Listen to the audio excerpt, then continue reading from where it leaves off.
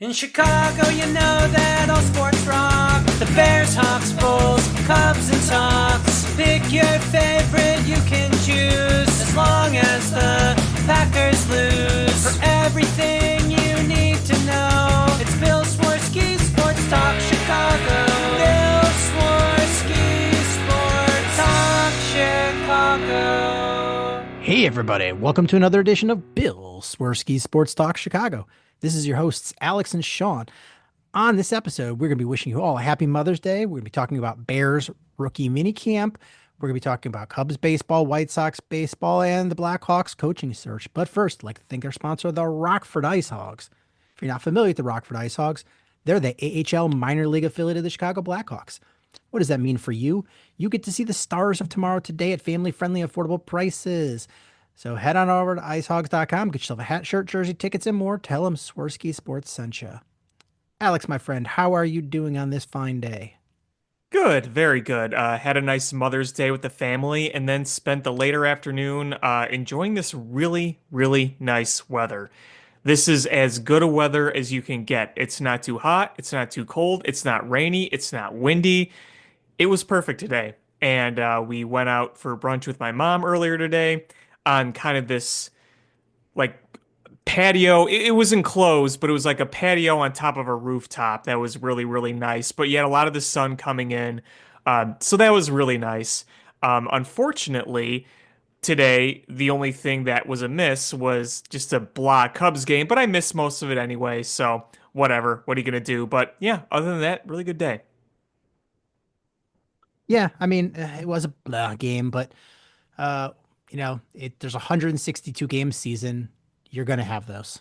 Yeah, and I know we'll talk more about that as time goes on. But like I said, if there was a game to miss, I was actually very fortunate. The two games I missed this weekend were the two losses. I was busy Friday with family, and I was busy today with family.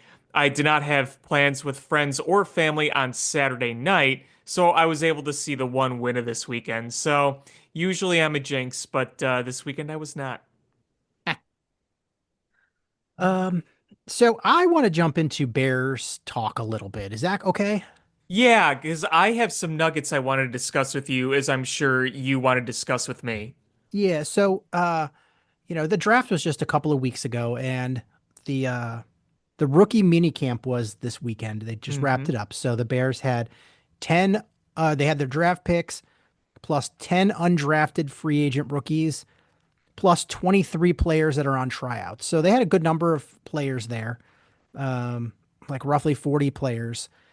And I saw some behind the scenes stuff, and I posted on a Instagram story, uh, and it was showing them getting players getting fitted for their cleats and their helmets, and the cleats were really cool. So they have this, like, it's a machine, and they step on it, and it figures out like the exact size and where the pressure points of their feet are, and then recommends a style of cleat and fits like an insert for them. And I'm like, oh my God, that's amazing. Why can't regular people have that? Seriously. Honestly, I've always had bad feet, so I would really like something like that. And it's kind of cool how sophisticated that's become, especially like in the world of professional sports. I always thought that they would just show up to camp and Georgie Porgy with his purple crayon would just be writing shoe sizes on a piece of paper for everybody. But no, it's much more sophisticated than that. He's like, is this a 6 or a 9? I don't know if it's upside down or not. Just on a scrap piece of paper. He's dressed like one of those like tailors. He's got the freaking like measuring stick, like like the ropey type ones around his neck, and he's got like the vest on, and he's doing Every all the time he goes to measuring. write, he pulls out his purple crayon, sticks his tongue out, and dabs it on the tip of his tongue before he writes. Gross. Licking a crayon. Ew. Okay, so you're size 11, and you are size 12, and you are size 13. Wow. But no, it's more sophisticated than that, And then clearly. I he mean, skips to 15. They're like, George, why'd you skip 14? He goes, I have a hard time writing my fours the right way. Mother says I uh, write them backwards. But that was cool. I saw that you shared that, and I thought it was really neat because it's something that I don't really think about often, but I'm like, huh, everything's got to be fitted just so. I mean, it's more than just getting your, pad size and uniform size. I mean, the helmets are a certain way and the shoes are a certain way. So that is really interesting. And I think that the more stuff like that people can see, the more interest that kind of garners because, again, it's something you might not think about. I mean, even think about how they did it, I don't know, 10 years ago, 15 years ago, just kind of seeing how sophisticated that technology has become. And I will say, credit to the Bears, from everything we've seen, from everything we've heard, is that they have Hallis Hall really a great facility. From everything, I know the food has gotten mixed reviews there, but so much of what they have at Hallis Hall seems to be pretty modern, high tech, high end stuff. Yeah, and I love seeing that behind the scenes stuff. Because like you said, is I have no idea. Like, I mean, I played football in high school, but that was in the 90s, and it was just like, oh, you look like a big head. Here's a big head size helmet. And like you bought your own cleats and the uniforms. It was just like, what size pant do you wear? All right, that's a medium. Here's a medium. And there was shoulder pads. Like our quarterback had these shoulder pads that looked so huge, couldn't throw the ball because it was too big. Like there were no sizes of stuff like that. So it was you know, this is the technology is so much cooler and the scale of things. George, put away the single bar helmets. We haven't used those in 40 plus years. If I was a kicker, I would still wear one. Because, I mean, kickers wore those up to like the 90s, right? Didn't, wasn't it Morton Anderson? Didn't he still wear that in the 90s? Yep. Oh, Mort Anderson. It's Uh, kind of amazing how long those were around. I think they're kind of cool. oh yeah, absolutely. Um, so some other stuff from rookie minicamp. I am falling in love with Shamar Turner. I think he is going to be a real one. Um, and he just seems so excited to be there. And most of the players get golf carted over to the practice field because I mean, it's not far, but it's a, you know, Preserve every bit of strength you have. yeah, I mean, it's probably a 10-minute walk or a 30-second golf cart ride, and he wanted to walk. He wanted to take it in, and I just love the attitude and the enthusiasm. And I'm so excited for him to learn from Grady Jarrett. And we also learned, he played all across the defensive line in college. He has that capability, and with the Bears, with Dennis Allen liking bigger defensive ends, thought maybe he could do that for the Bears, kick out to defensive end, kick back into defensive tackle. But we're being told that he's going to be solely at a defensive tackle for now and really focus on that. So we got a little more information on him. Yeah, I've heard a few things about kind of his camp, and I always feel like when we have a draft, kind of like this, where it's a lot of guys where people aren't maybe as familiar with. I mean, it's not like you can look up and down the draft board and say these were all super popular, super well-known picks, but I always feel like there's a guy that can kind of win you over in the offseason, and maybe that is one of those guys. I mean, you heard about some of the traits that he had coming out of the draft, and you're like, okay, I understand where the appeal is on a lot of this, but when you actually see these guys practice, you kind of get to know them. Like you said, you talked about the attitude and their personalities. You get to know those guys. You get to hear what they have to say. You get to see who they kind of are when they act on the field or in the press room. And that can win you over. So I'm curious to keep following these rookies because like I said, I don't look at this draft class To me, it doesn't look like a huge needle mover right now in terms of what they have on paper, but maybe a guy or two stands out. And it's like, wow, this was a really nice find. I mean, that happens with every team. So I'm curious to see who that is. Yeah, so I like him. I mean, I liked the pick.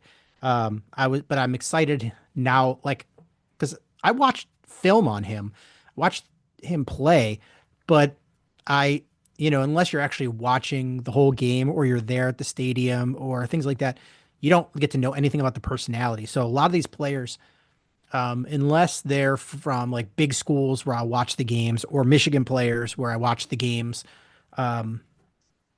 I don't necessarily know anything else about the player other than actually just what they look like on film. And this was one of them. Is I had my notes about who he is as a player, and everything else is just secondhand that I read. So it was neat to start to see some of his personality start to come out. Yeah, for sure. Um, Colston Loveland didn't participate much because he's still recovering from that shoulder surgery in January, and they want him to be 100% prepared for training camp. So he said he's working out, he's lifting, he's just doing light,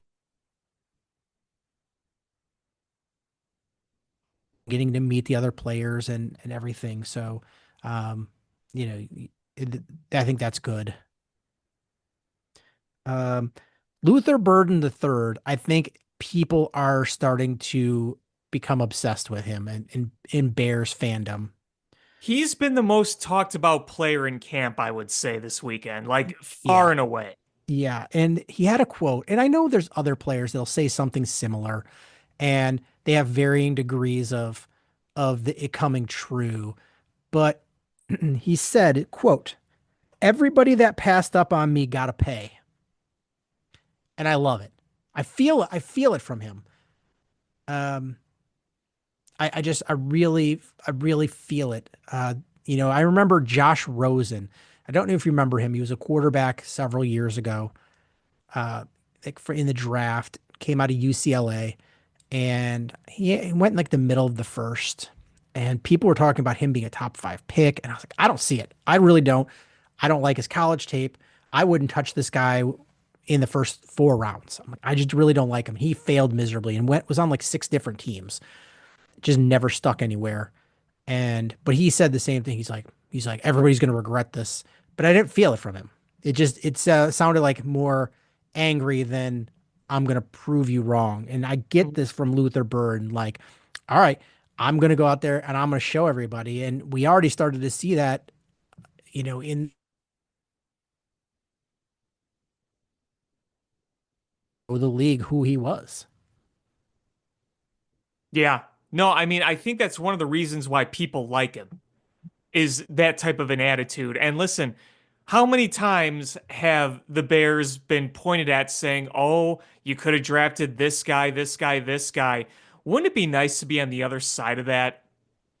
Even if Oh it's not yeah, like a quarterback or something like that. Like, I don't think he's going to be, your star wide receiver by any means. DJ Moore is still your number one guy, and I think number two is going to be Roma Dunze. But I mean, for him to be an important cog in your offense, especially one that has a Ben Johnson coaching it, a guy that likes yards after the catch, if he's able to thrive in a system like that and does enough to catch the eyes of people, that would feel really, really good.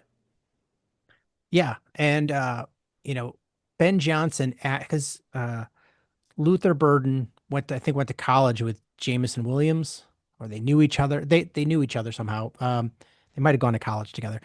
And Ben Johnson asked him about Luther Burden, and his response was stud, Mm, dog. And I'm like, dog. dog. Have you ever seen that video where the high school guy is asking about every player on his team? And they're like, what about this guy? He's like, dog. What about him? Dog. Dog, dog. Got that dog in him. Yeah. So but I'm excited about Luther Burden. I don't know if you just look at the numbers after his rookie season, if that's all you look at is on paper, if you're going to say, oh yeah, this guy's a star, maybe not. But when you watch the film on him, you're going to come up with a much different story. I think Ben Johnson is going to look for all kinds of matchup nightmare situations with him. Well, yeah, that's what you like to see. And, remember what Ben Johnson said about who's getting the ball. You're going to have to earn it. So you're going to have a mix of guys. You're going to have a guy like Burton where he's not an elite route runner where you're going to go deep. He's the guy that's going to get the yards after the catch. You go deep with guys like DJ Moore and Roma Dunze. So there's going to be a lot of mixing up here. And there's, you're going to have other options too, hopefully, in terms of weapons for Caleb Williams to throw to. You got two tight ends. DeAndre Swift could be used as a receiving back. So, I don't think that we're going to, knock on wood, we say bad things aren't going to happen anymore and it's the Bears, but hey, remember last year when we were like, why the hell is X, Y, and Z not getting the ball? Why the hell are we having multiple targets going towards one spot? Whereas I feel like here, what you hope for with the Ben Johnson offense is one, you're going to earn those catches, and two, you're going to have a lot of moving parts. And you got to create mismatches when you have all types of moving parts. So that's what I'm hoping that we see here. I mean, you have Scott on your team, and it just hasn't worked with him. And I don't know if that's both the system and him. I think it is. It's not all him, but the system wasn't good either. But if you have a system like what you hope for with Ben Johnson, then this dispersion of the ball should hopefully look a lot cleaner, right? I mean, it's got to after what we've seen with Shane Waldron and that Ty- playbook. Tyler Scott, this is it. This is Yeah, if he's not successful, I think what is his third year? Um, it is his third year. in Yes, year three in training camp in preseason, if he's not successful, I don't even know if he makes this team. he might not. He might not. I I, mean, I'm you just you haven't think seen much production from him. yeah, I mean they're probably carrying six wide receivers, and he's DJ Moore, Roma Dunze, Luther Burden are locks. Uh, and then you've got the two free agents that they brought in, so that's Yep, five. Zacchaeus. Yeah, You and signed Duvernay. Zacchaeus for a reason. Yeah, I and mean, Duvernay, and Duvernay yeah, is probably going to be your punt returner and kick returner. So that's five. That's five right there. You've got one spot, and there's other players there. You've got people that carried over from last season.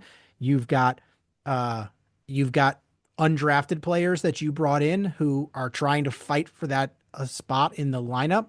Like, it's not a given he's going to make this squad. no, it's not. It's not. Because, like you said, if he's not showing production in camp and other guys are, I know he's a Ryan Poles draft pick, but like you said, this is year three.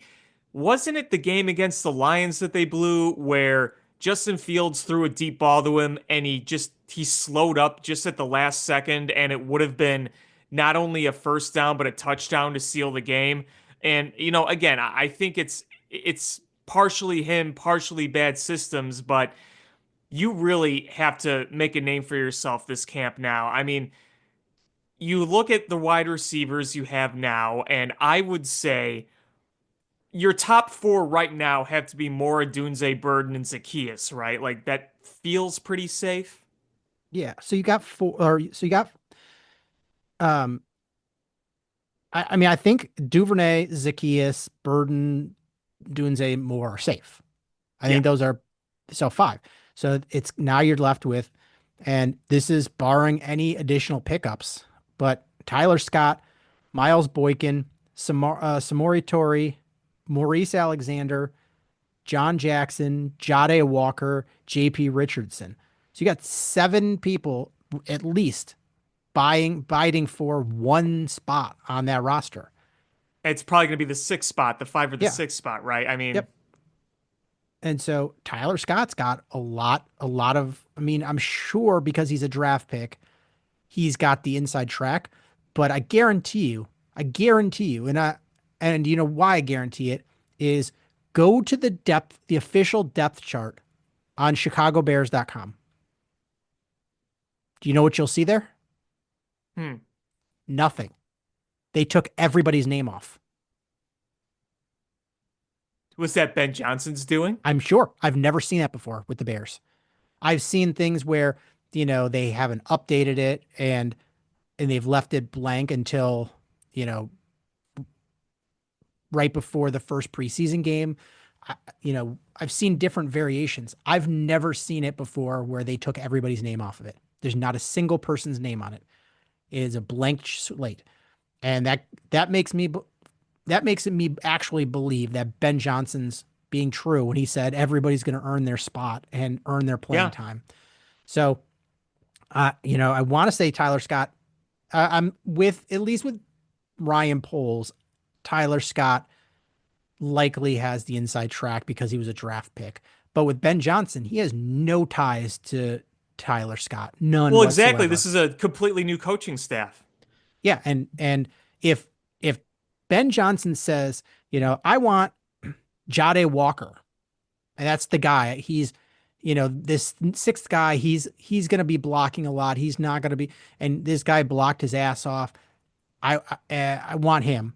Like Ryan Poles is not going to fight him over Tyler Scott. So No, no. like I really think this is a blank slate, and there's he's got one slot to make it on here. The last two seasons, his rookie year, he was going to make it no matter what because he was he was a mid-round draft pick. And but the next year you're like, okay, well, he didn't do anything, but he's a second year player and we don't have a ton of talent, so he's going to be like your number 3 or 4 guy. And um and now you're like, okay, at best he's your 6, and that's if he makes the squad. So you are rapidly, turning over the talent on that roster, and if he's got to poop or get off the pot. Right. Well, I mean, that's the thing I wanted to bring up too was there was a point even last year when you're like, okay, on paper you have DJ Moore, who is in the prime of his career, a very good receiver. You brought in Keenan Allen, a very good wide receiver, had a great career. Obviously he didn't perform quite as well as we hoped, but he was a big name. And then you had the potential of Roma Dunze, who was drafted 9. But then you said, okay, listen, if one of those guys gets hurt, guess what your number 3 is going to be? It's going to be a guy like Scott. Or God forbid, 2 of those guys get hurt. But now it's like, okay, Moore's your number 1. Then you got Roma Dunze. But in between, to your point, it's like, okay, if Roma Dunze goes down, then Burden is your number 2 and Zacchaeus can be your number 3.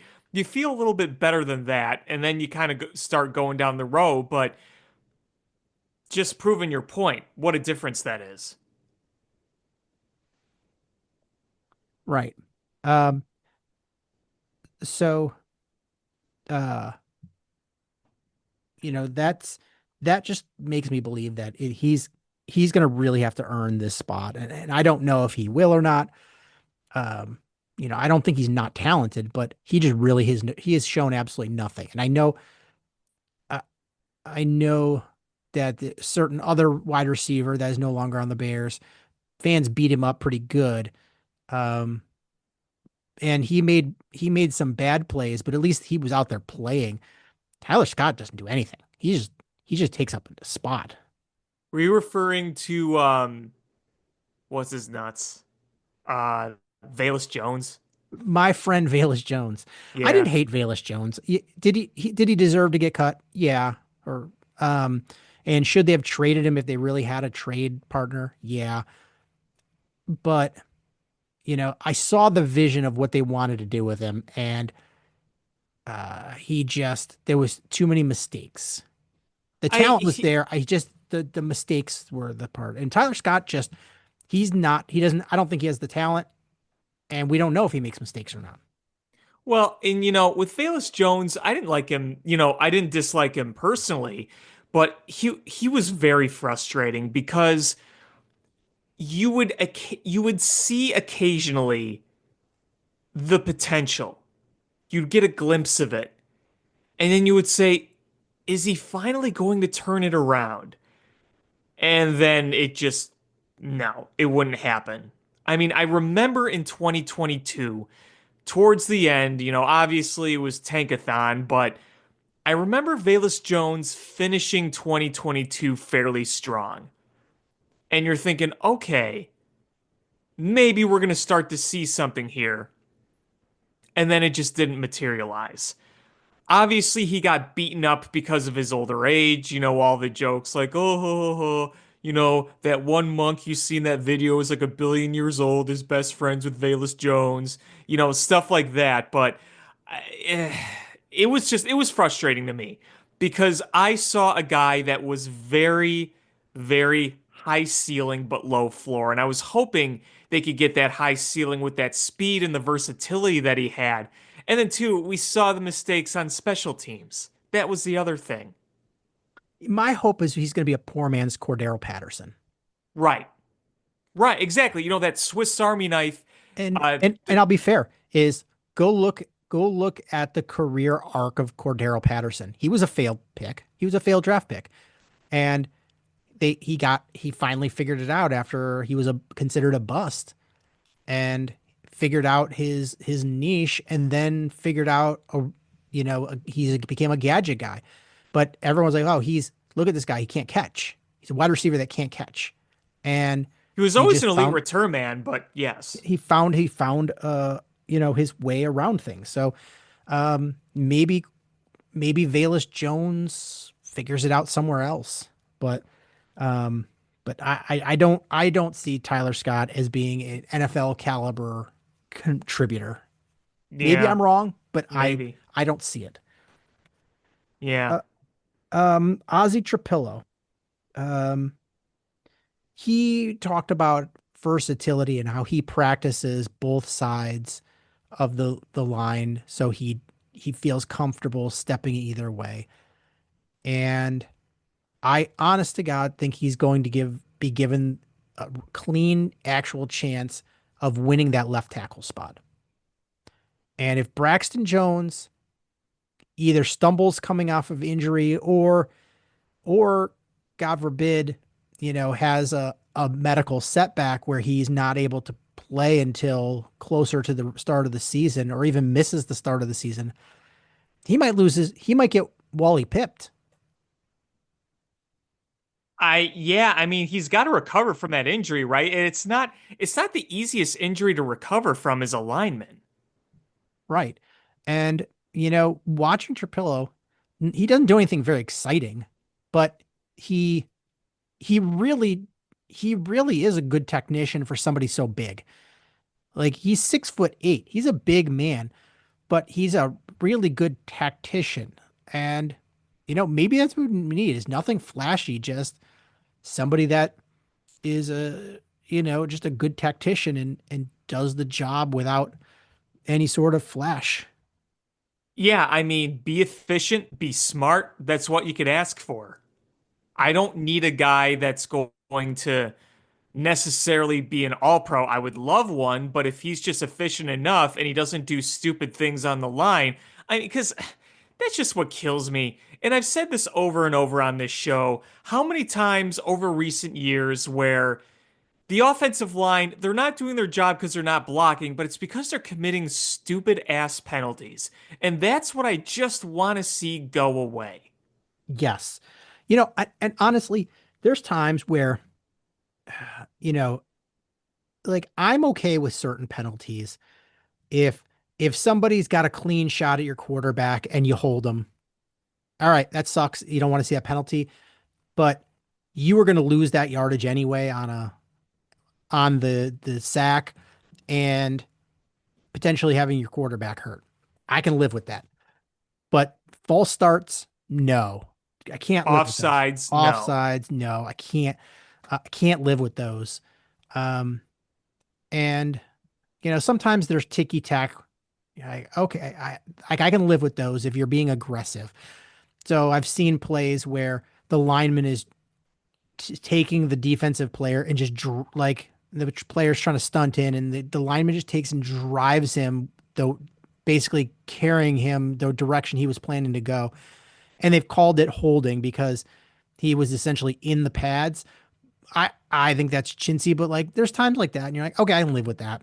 It's a ticky tack chintzy. What are you gonna do? You're playing hard, you're gonna get ticky tack calls on linemen all the but time. It happens every single game. it's pre-snap. I'm tired of pre-snap from our offensive linemen and especially our wide receivers. Those are just not excusable. There's just no excuse for those. Yeah, so it's I'm tired of them, and so they've.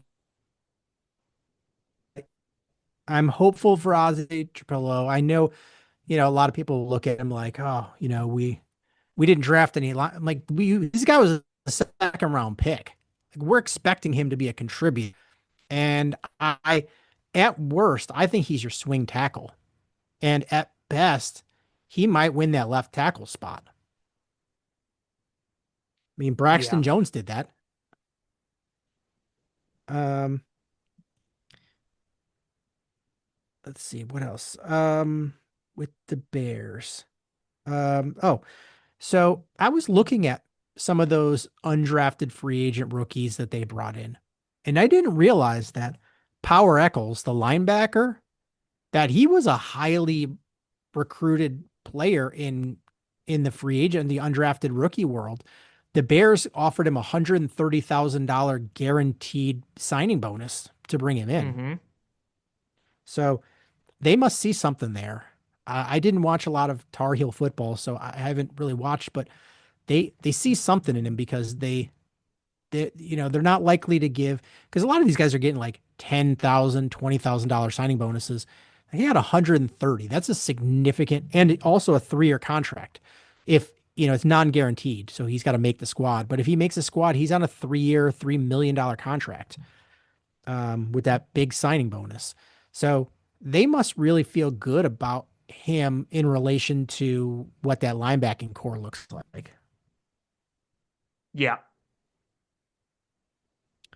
I'm one of those people where I look at how they've gone with some of these defensive players, and the first thing I think about is, okay, we have a new defensive coordinator. It's going to be a different scheme. So kind of look at some of the traits. I'm not saying throw it out because we have a lot of the same players and key anchor players coming back, but as they bring new guys in, they're going to be looking at different things.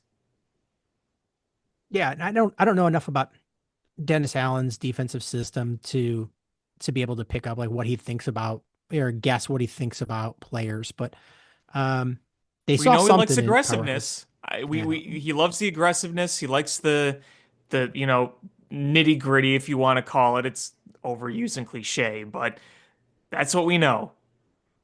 Yeah. So I'll be honest, like I think this might be a Chicago thing, but I love watching the undrafted rookies play because those guys they're fighting for a job. Like that's what they got. That's if they don't do it, it's the end of the line. Career is over.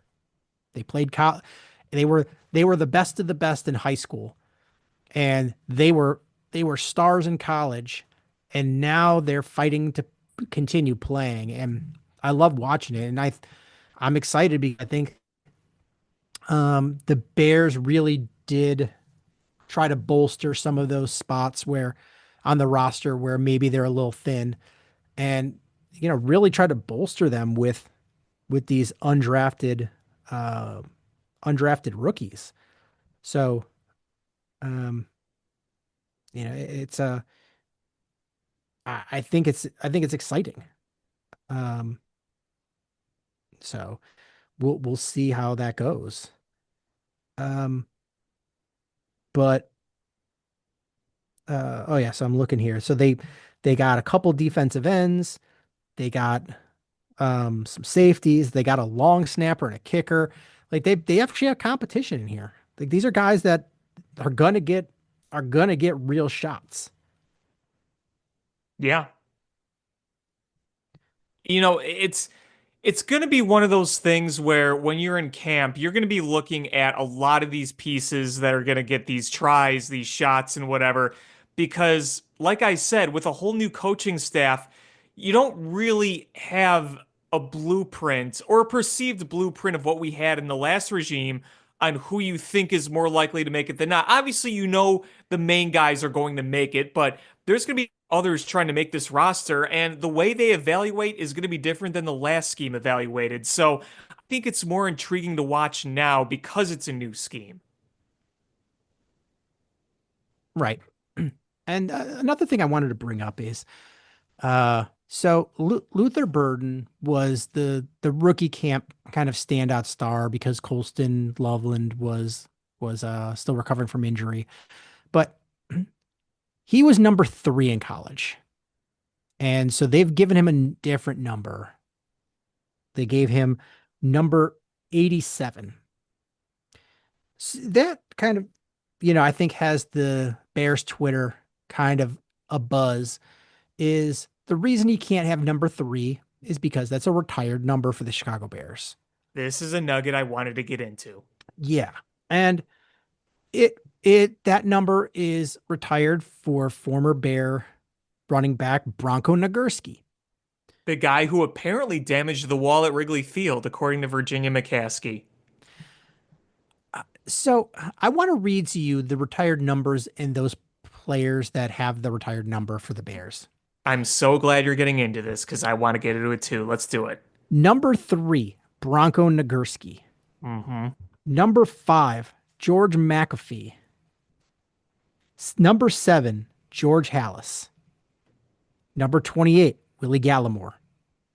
Number 34, Walter Payton.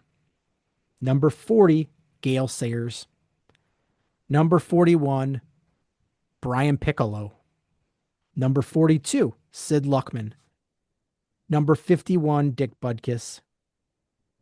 Number 56, Bill Hewitt. Number 61, Bill George. Number 66, Bulldog Turner. Number 77, Red Grange. Number 89, Mike Ditka. Those are all really good players. And mind you, they stopped retiring numbers in 2014. So it's been Dicko's the over. last one, wasn't he? Yeah. So it's been over a decade since they've retired a number. They have 14 out of 99 numbers are retired. Like, that is ridiculous. Like, that's almost 15% of the numbers are retired. That's not sustainable. Even if you stop, like, that's just going through this list. Is Bronco Nagurski a good player? Yes, but he played nearly 100 years ago. Okay, so I wanted to go through this exercise with you because I wanted to put this kind of in tiers, okay? Because there's a top tier that should be untouchable, right? Right. I have 2, possibly 3 asterisk of numbers that should be retired. 3. That's it. At max. And I think really it should be 2. 2 over the whole history of the Bears. 2 from the list of the 14 that are retired. Only 2. I have a few more, but let me guess. I mean, Walter Payton is obvious. Walter Payton, that number should almost be retired on every team. I was gonna say, you could argue that the NFL should retire that number. Yes. Walter Payton, number 34, should absolutely be retired. Yeah. Hands down. Yeah. Okay. For me, the other one, Dick Butkus. Yeah, nobody should wear Dick Butkus's number. I would put in Dick and Gale Sayers as well. Gale Sayers, I'm not opposed to. He just had a really short career. It was like 6 seasons. He didn't play that long. And Ditka, the reason I put him as my asterisk is as a player, if it was just his playing career in the Bears, I would say no. But he gets the nod because he got the Bears a Super Bowl.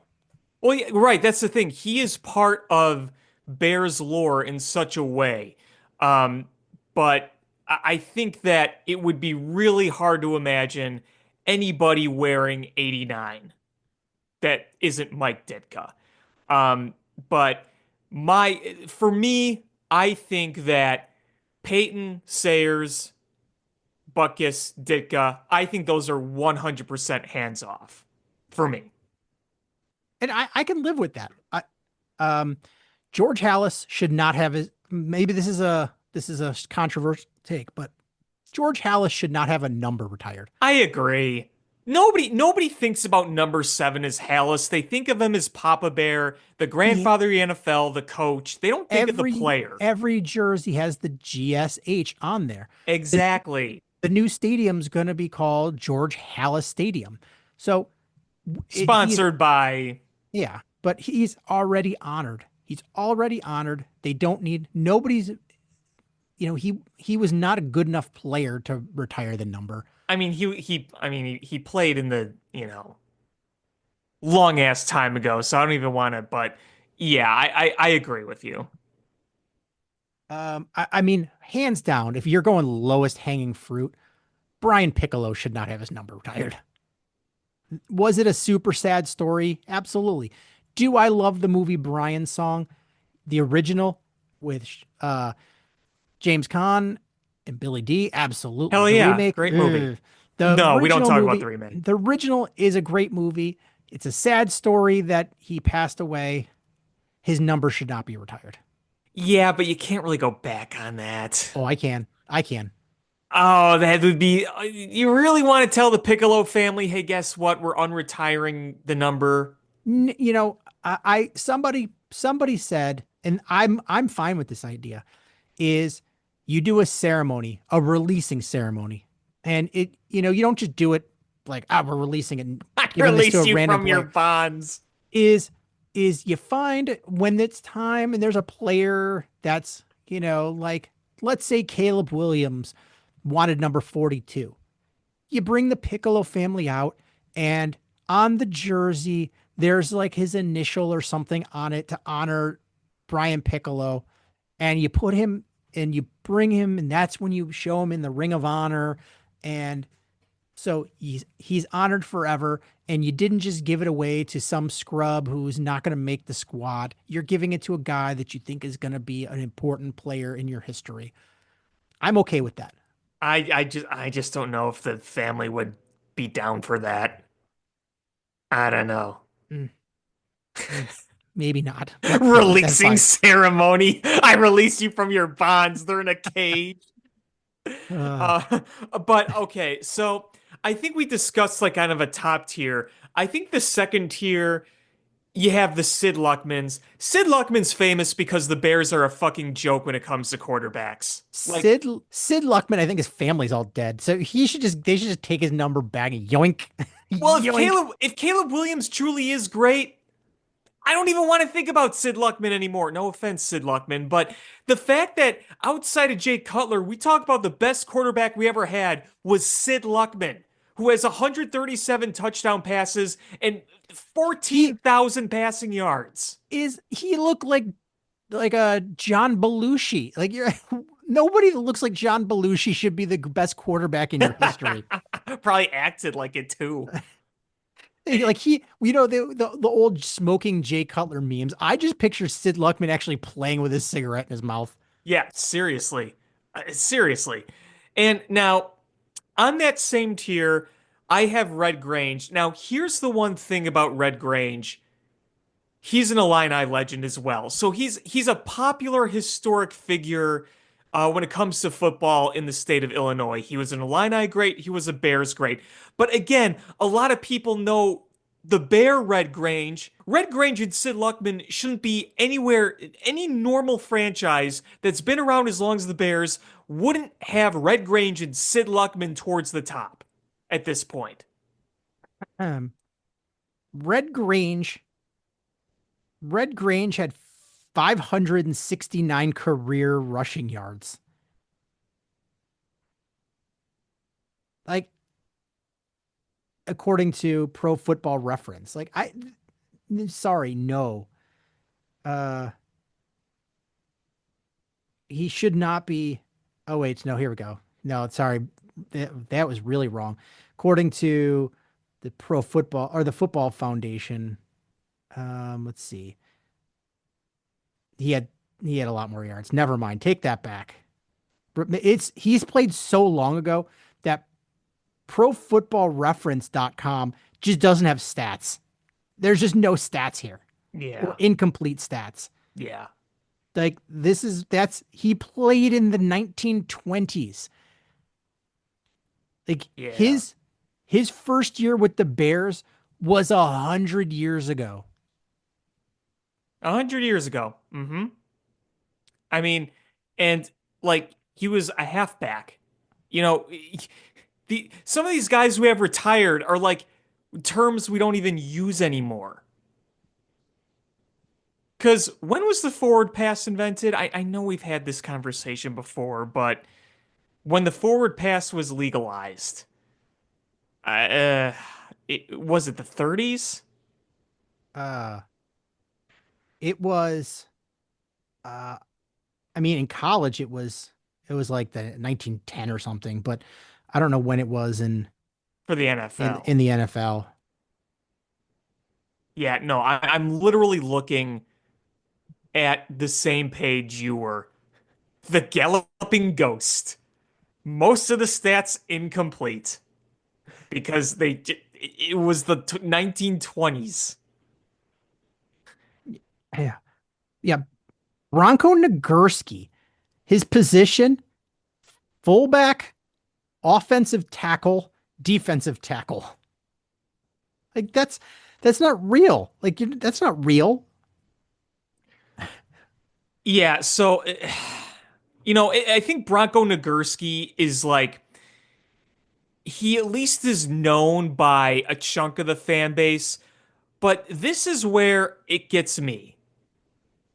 Tell me this. If you went to Soldier Field and you just gathered, it's during a game, and you gather a big group of Bears fans, how many of them would give you any sort of knowledge or have any sort of reference to any sort of further knowledge, I should say, of George McAfee or Bill Hewitt? None. None. I And bet here we go. most people don't even know who Bill Hewitt is. So Bronco Nagurski was apparently a good offensive tackle. He was 6'2", 226. That's Yeah. that that's that's an average size running back now. You know how many career rushing yards he had according to Wikipedia? Who, Bronco Nagurski? Yes. 2,778 is what CBS Chicago has. Yes, that's what Wikipedia has. The Okay, guy they're didn't in even sync. rush for 3,000 yards. Why is his number retired? No, Well, take it back back. then, he was great back then. I mean, we've come so far in football where the players that our grandfathers' fathers saw, it's not even comparable to today's NFL. It's just not. I mean, Bronco Nagurski was a monster back then, but by today's standards, What year were you born? 94. He died a whole rookie contract before you were born. That's a way to put a measurement on that. And he died in his 80s. Yeah. The man played forever ago. Now, tell me this.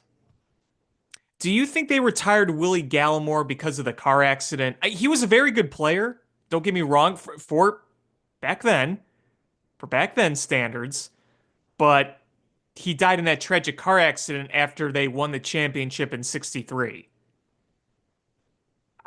Did that have a play in it? Um, maybe. I mean, he was a good player for those standards. He was. He wasn't a nobody. I don't know. Bill Hewitt. Hewitt played for the Bears for 5 seasons in the 1930s, catching 52 passes for 939 yards and 13 touchdowns over 5 years. Wait, I'm looking at his Wikipedia. All right, this is how long ago he played. After his career with the Bears was long over, he played for the Eagles, and then he played one season for the Phil Pitt Steagles. The Phil Pitt Steagles. Was that a 1 year thing where they were like joined, or was that a few years? The Steagles, officially known as the Phil Pitt Combine, was the team created by the temporary merger of Pennsylvania's two NFL teams, the Pittsburgh Steelers and the Philadelphia Eagles, during the 1943 season. The two franchises were compelled to field a single combined team because both had lost so many to military service during World War II. Well, and that was a reason too. Bronco Nagurski came back because he played, early in the 30s, and then he came back in 1943 because they lost so many players to the war. So you have guys coming out of retirement in World War II, coming out of retirement in World War II, and Bill Hewitt playing for the The Phil Pitt Steagles. Steagles. The Steagles. Oh my goodness. Oh boy. Yeah, Bronco Nagurski came out of retirement at 6'2", 200 pounds. And how old was he at this point? Um, Wasn't Bronco Nagurski also a professional fighter, like a boxer? he might have been. He came out of retirement at 35 years old and 200 pounds and played offensive tackle. Bless him. Bless him. Uh, and then he returned to fullback against the Chicago Cardinals. Like this is just wild stuff. Like this is why you just need a Ring of Honor. Put whoever you want in there. Who cares? But like the number of retirements have to stop. It's a little outrageous. And again, it's no disrespect to these guys. They played in different eras, but have you ever seen a Bill Hewitt jersey at Soldier Field? Have you No, ever seen a Willie Gallimore or a George McGaffey shirt at Soldier Field? no. And I have seen a Bronco Nagurski jersey, and it's in I've my seen Bronco closet. Nagurski. It's in my closet. Well, outside of you, I have seen Bronco Nagurski jerseys before. And Um, if his name was John Smith, you would not see any jerseys. no, of course not. It's Bronco Nagurski. I don't think I've ever seen a Bill George jersey. Now, Bill George he played 14 seasons. He played a long time. That's a dude where you're like, okay, the numbers really do look good, even by today's standards. But I know people have talked about Clyde Bulldog Turner. He's was a great college player and a Pro Football Hall of Famer, but I don't think I've ever seen a Bulldog Turner jersey before. No, I've seen a few Sid Luckmans. Occasionally, I'll see a Sid Luckman. I think that's just irony at this point. It probably is. I've seen Red Grange, but more for the Illini. Again, like he's the big Illini guy. I think he means more to the Illini than he does to the Bears, personally. But um, I don't I don't want to sound disrespectful here, but No, I don't mean it as disrespect. It's just, it's really hard to tell a 23-year-old kid that he can't have that was your second round pick, that he can't have the number of his choice because some guy that played 100 years ago had the number. sorry, smoking cigarette Red Grange had it. Sorry, we can't give you that one either. Good old Bronco Nagurski had it. Oh, sorry, nope. Bill Hewitt. What am I, a Mary? He had it too. Yeah, like it's crazy. Like Red Grange was number 77. He played so long ago. It was before the NFL organized the numbers and had certain positions be certain numbers and then gave up on that. Like that's how long ago he played. Yeah, yeah. He was an executive for the New York Yankees. No, not the baseball team, the Football professional team. football team, the New York Yankees. Like it's just it's so out of touch when you think about it. Like it's this team is so old that you have. I mean, you're not going to have that with like the Jacksonville Jaguars. Like, all right, because it just doesn't make sense. This team is so old that there's so many eras that have gone by since they started that it just everybody's lost touch. Like all these players are just long gone for the most part. Well, yeah, and again, like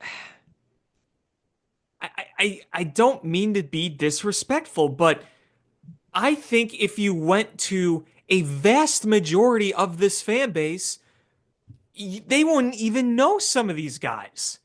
Like, I don't think anyone would know Bill Hewitt. How many people would know Bill Hewitt? How many people would know George McGaffey?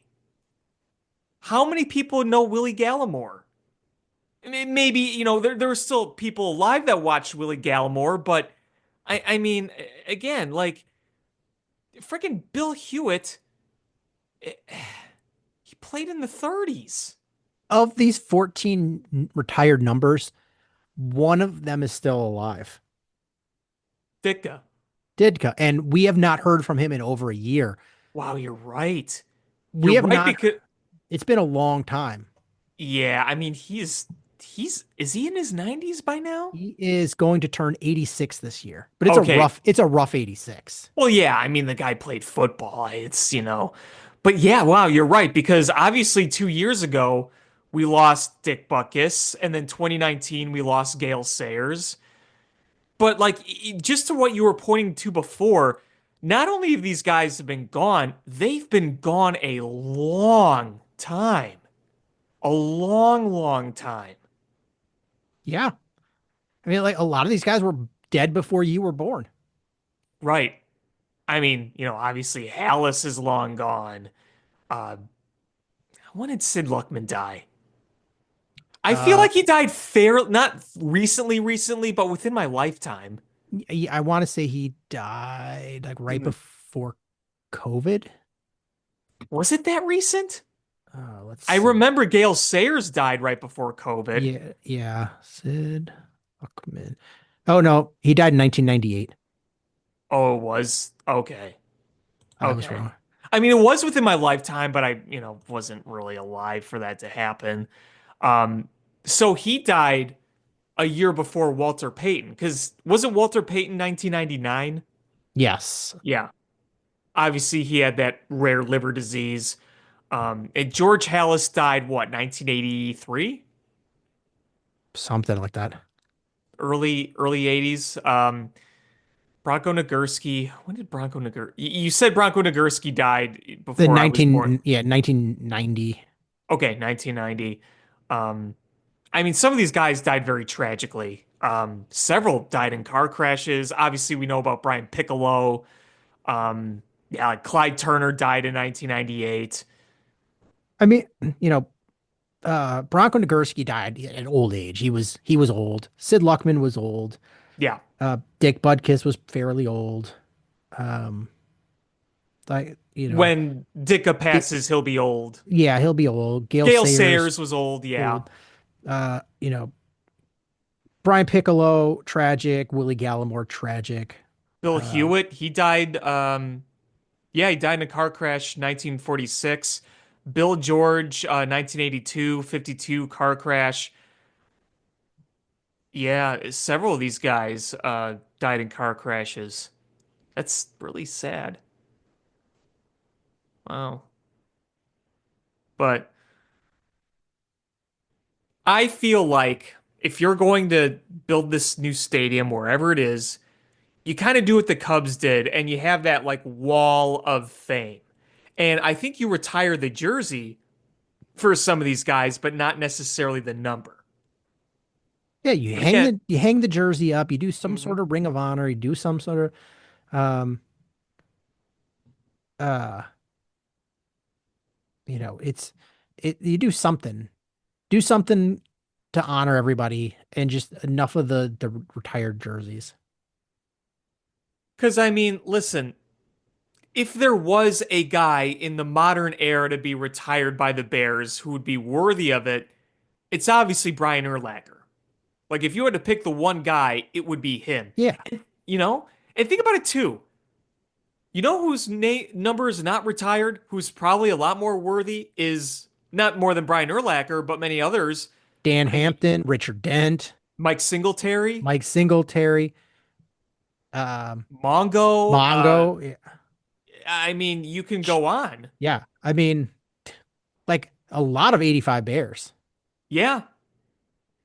Hell, you could throw Devin Hester in there. Yep. Hall of Famer. Yeah, exactly. I mean, think about it. Who do you think gets talked about more among the fan base? I mean, some of those just over time, you just uh the younger generation, they don't know.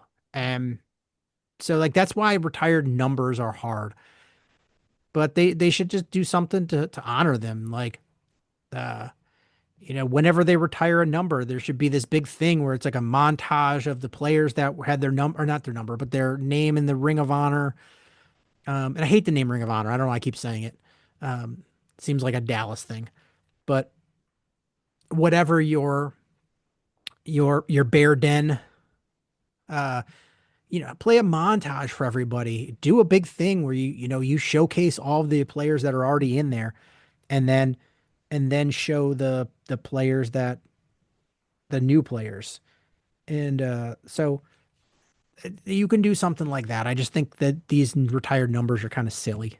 Well, you know what's interesting to think about is think about some of the other teams in Chicago who have numbers retired. Like, for example, the Cubs don't have Joe Tinker retired, or Frank Chance, or Johnny Evers, or, um, uh, oh, what's his name? Uh, totally blanking on it. I shouldn't be blanking on it. The short, stocky guy that hit like Babe Ruth in the 20s and the 30s. Heck Hack Wilson. Wilson. Heck Wilson. Heck, I don't know why I was. He was. Heck Wilson was literally the NL Babe Ruth for a number of Yeah, years. You didn't retire any of those guys. You didn't retire Mordecai Brown. The Blackhawks. What? Who was the earliest guy to get retired? Was it Bobby Hull and Stan Mikita? probably. You didn't retire Mush March. Uh, yeah, the Blackhawks have Glenn Hall, Keith Magnuson, Chris Chelios, Bobby Hull, Denny Savard, Stan Mikita, Tony Esposito, Marion Hossa. Yeah, so none of those guys were before the 50s or 60s. Yeah, the Cubs have Ron Santo, Hmm. Ernie Banks, Ryan Sandberg, Billy Williams, Greg Maddux, Fergie Jenkins, and Jackie Robinson. But everybody has Jackie Robinson retired. Right. And again, nobody before the 50s. Yeah. Heck, Wilson's not on there. Tinker, Evers, Chance, Mordecai Brown, none of those guys.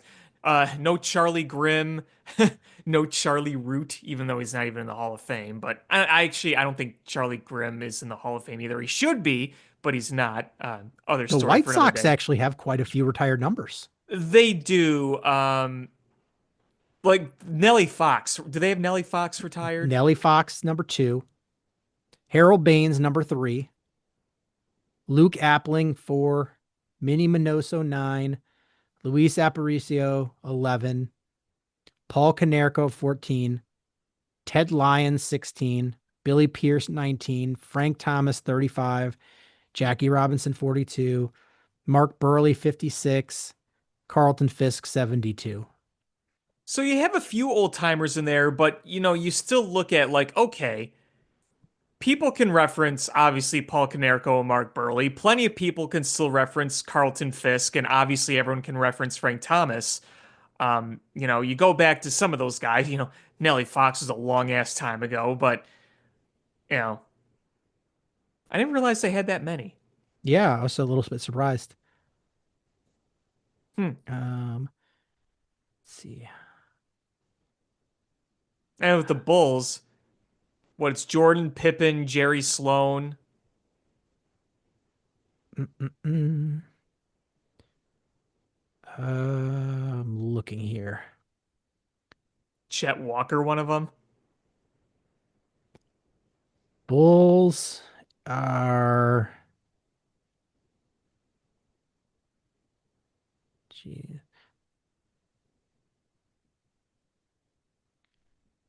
Derrick Rose. Oh, right. Derrick Rose, Jerry Sloan, Bob Duh. Love, Michael Jordan, Scottie Pippen.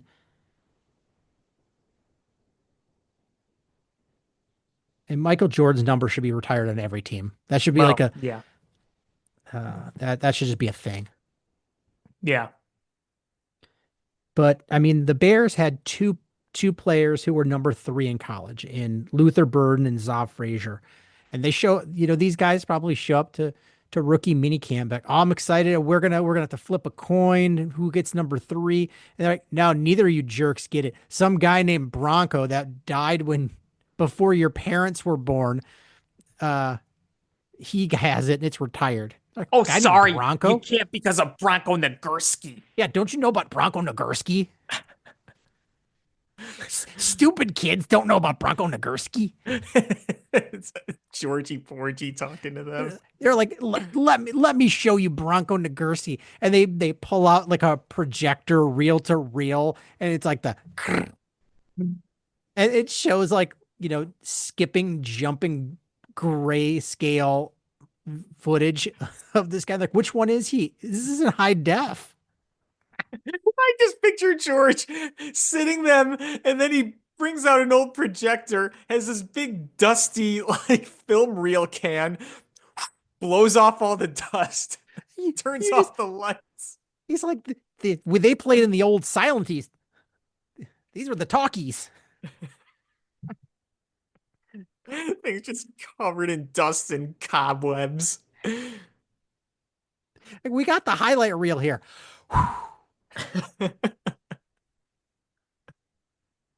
I don't mean to be mean. It just like the guy played so long ago. Yeah, Like, in a completely different era. you go to the Pro Football Hall of Fame, you're like, oh, that's the old timey wing. Hold on. He's like, you got to put on a hard hat to go in that area because things are falling. I also like to think George inherited Virginia's old time jalopy. Showing up to camp every day. Awooga! He's like, what? Oh, that's George. Uh, but I mean, all right, Colston Loveland can't have his college number, and that one makes sense because he was number 18. You can't have Caleb Williams' number. Sorry, that No. makes sense. Now, Ozzie Trapillo was number 70 in college. All right, well, there's a guy on the team, Braxton Jones, that has that. All right, get that. Same thing with Luke Newman. Shamar Turner was number 5 in college. That just doesn't make any sense. You can't be a beast. There's never been an absolute beast defensive tackle with number 5 in the pros. He gets number 95. I'm good with that. That's a good That's number. George for him. McAfee's number, more importantly. That number 95 for Shamar Turner is a good number. Luther Burden, that'd be funny. He's like, oh, I'll move to 87. That was Tommy Waddle's number. Wasn't that also Mushin Muhammad's number too? Yeah. You can't have Tommy Waddle's number. Tom calls in from ESPN 1000. Hey, man, it's cool. You can take it. It's fine. No, I said no. I love that Tom Waddle, when like young pros come there and they just don't believe he actually played football. Yeah. He doesn't look like a football player. But he was. He was. He holds the record for most smelling salts. I'm sorry. I am currently looking at a photo of Sid Luckman. He literally is John Belushi. I told you he looks like John Belushi. I'd seen him in the leather helmet. I'm like, that is so Bears. It is so Bears. That leather helmet looks like he's been chewing something. He's probably like 25 years old in this photo, but he looks like 45. Oh man, that is just like the stereotypical rough and gruff, old timey. I'm gonna play some football. That's right, son. I'm gonna throw it. We're gonna win. We're gonna win. That's right. What do you think? I'm a Mary? Oh yeah, we're gonna go in. Oh, give me my cigarette. We're gonna go inside. We're gonna go outside. That's literally what I picture, and it's hilarious. So okay, I see him. Yeah, he's wearing, okay, so the number they retired, it is 42, right? Yeah, okay, 42. I saw a picture of him wearing 19 as well. Huh. Oh, we gotta retire that too for Sid Luckman. How could we forget? Oh, Sid Luckman. Um, Hey, back then, for those standards, he was great. For those standards. Sid Luckman. Yeah, he was. Just that's not modern football. No, no, it's not. Hey, I can get a nice Roman-looking Sid Luckman coin. So it's funny that you're like he looked like he was probably 25, but he looked so old. Um, I sent this thing to my wife, and it was like when you realize that characters characters from TV and movies that were your age on, and it was like Alice, the maid from the Brady Bunch. She was supposed to be 43. Ah. Uh, Archie Bunker's wife was 44. Um, you're like Red Fox in Sanford and Son was supposed to be 48. And you're like, what the hell happened to these people? Like, uh, what's his name that played Ant-Man? Um, Paul Rudd? Paul Rudd. He's older than the diabetes guy when he's saying diabetes. Wilford Brimley? Is Paul Rudd is older than Wilford Brimley. And yet he looks like he's 38. It's just like you're like, what happened to people in that age? They lived hard. There, Yeah, there's well, they another didn't. clip, and it was like it was showing like the 1992 Penn State football team, and they all look like they were 38 years old. Yeah. What the I hell swear, happened? young people look younger by the day. I see high schoolers. I'm like, they look like middle schoolers. And I mean, let's be real. The reason for a lot of this is people didn't take care of themselves back then like they do now. They That don't have skincare routines. Yeah, they don't have, they people practice better hygiene. They practice, what they eat, their habits, and you think about it too. Lord knows what was in some of the stuff that people consumed, whether it was consumption or things they Well, they all had in their smoked. house. Well, that's the biggest one of them all, obviously. I mean, everyone just did. It was a thing. Yeah, I mean, when I was a kid, like I mean, I didn't fly on an airplane until this band, but like when I was a kid, you could smoke on the airplane. Can you Yeah, imagine being on an airplane and everybody around you is just lighting up? my dad would tell me people would smoke at Bulls games at the old Chicago Stadium. How Okay, like this I'm sorry not to interrupt you, but I saw this thing and it was like showing from like the 70s and early 80s. And it was like they're like, why did the professional photographs of these NBA players look so much better than the pictures now? Because we have much better photograph technology now. And they were like, it's because the stadiums were so full of smoke that Mhm. it created this cool like effect with the lights from the stadium having to cut through the cigarette smoke, created like almost like a backdrop. Yeah, I mean that's true. You know, I the mean, one yeah. good thing you can say about smoking is it made for awesome NBA photos. That is true. That is true. I mean, can you imagine how much like soot and smoke when they demolished the old Chicago Stadium was in there after 60 some years of it standing? Hell, when I was a kid, I still remember smoking or non-smoking in restaurants. Oh yeah, hotels, smoking room or non-smoking room. Yeah, yeah. And then my mom would always say as a kid, every house you went to had ashtrays, even if the owners of the house didn't smoke, because, back then especially, people had other people over literally every day. So for the people who came over and had cigarettes, they had the ashtrays for them. Is look at just Google like 1980 kids birthday party, and you will see on the table with the cake is like 9 ashtrays surrounding the cake. And I sent it to my sister and she goes, "Hey, that looks like all of our birthday party photos." And I'm like, "Right?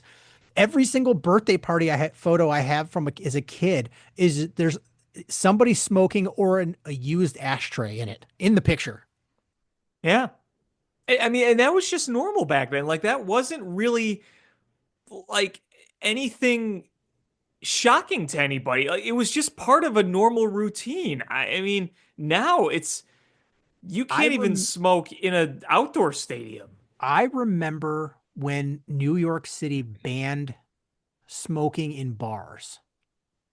And I was living in Philadelphia at the time, and I was like, "Oh my God, I can't. I hope Philadelphia does this because it sucks going like out to the bar and coming home and you smell like a dirty ashtray." Hmm. And a friend of mine and I went up to New York. We actually went up for the NFL draft, and we decided we didn't want to wake up early to drive. Like it's New York to Philadelphia is like Chicago to Milwaukee. Right. And we're like, oh, we don't want to get up and drive early in the morning on a Saturday. Like we'll just go out the night before and drink all night and go straight to the draft. And it was right when the band came in, and it was so nice because you're like, oh my God, I don't stink. I was in a bar for 7 hours and I don't stink. Yeah, well, you know what's really interesting is the local watering hole that I grew up next to. My friends and I used to frequent there a lot, during our college years and after college when we were home on break.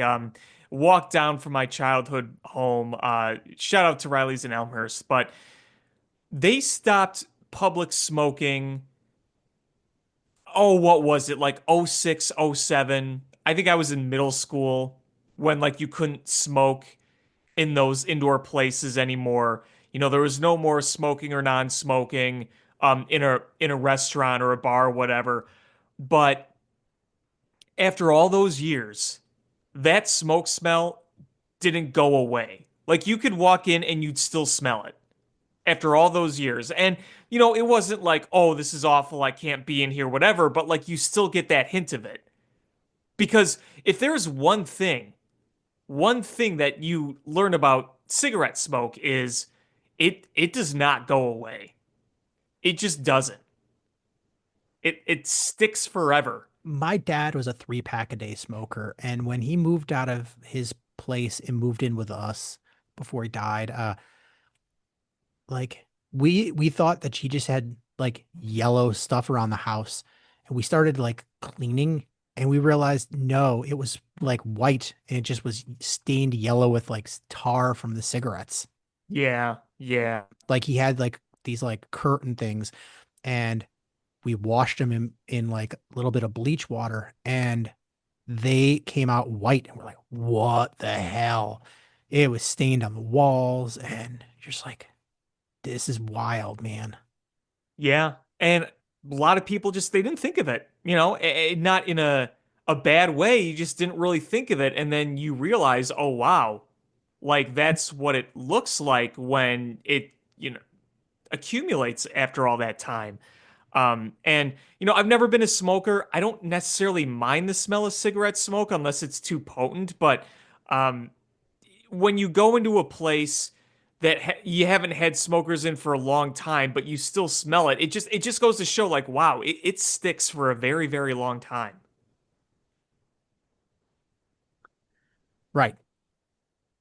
Um, Last thing I want to say about the Bears is this is so we saw them in rookie mini camp. Next time we'll see them is coming up in a couple of weeks, and it's a voluntary mini camp. So that'll be May 20th through 22nd.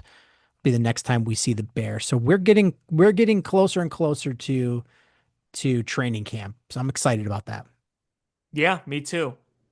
It moves pretty fast. Um, should we talk Cubs? Yeah, why don't we? Um, Frustrating week for the Cubs, I would say. I would say so too. Um, you know, the Mets series I think was very frustrating. Yeah, I feel like you got outplayed in those games and you stole one rather than um, maybe today I don't know. It felt like I thought they had a good chance because the Mets have played a fairly easy schedule, and you're like, okay, are they buoyed by that, or are they a good team that's just taking care of business? They're And pretty good. and I think and it's looking like they're actually pretty good. Um, Today was a frustrating game. But you know, the one thing we can take away is Cade Horton came up, and the stuff looks really good. Yeah, you saw a lot of good things from Cade Horton. You see why the stuff plays. You saw him, try to buckle down in a few rough situations. And yes, he eventually gave up the 3-run homer on a hanging slider to Brett Beatty, who killed the Cubs this entire weekend. But overall, you got to be pleased with what you saw. You knew it wasn't going to be perfect. You knew there were going to be bumps in the road, and there's going to be bumps in the road with a young pitcher. But um, I would say a lot more good than bad on Saturday night. You saw the slider when it did dip, it looked good. The fastball with some life on it, with some cutting action, located very well. Walks were something I was concerned about. You didn't see an abundance of those. So all in all, good stuff, and the Cubs were able to do just enough to help him get him that win. And honestly, I said I'd be happy with a win in that series.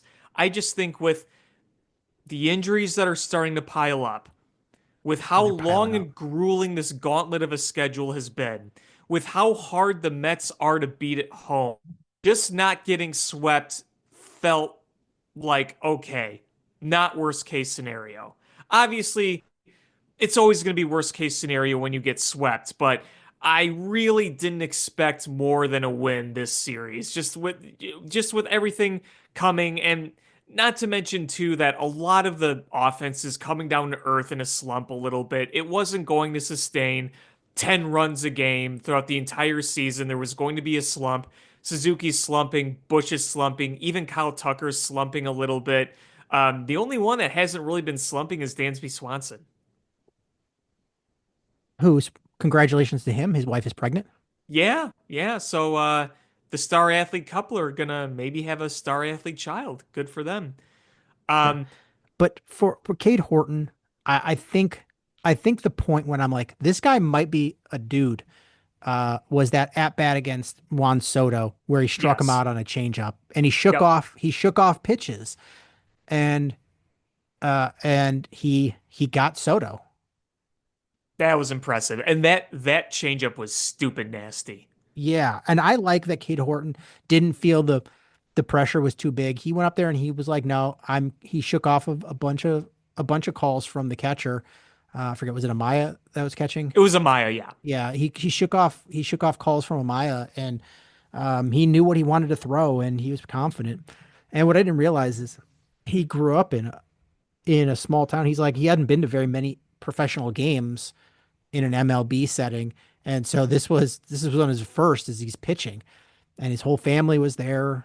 Uh, and so yeah, good for him. That's a tough place to pitch for your first game, and um, they set him up a little bit with an opener, but he pitched well.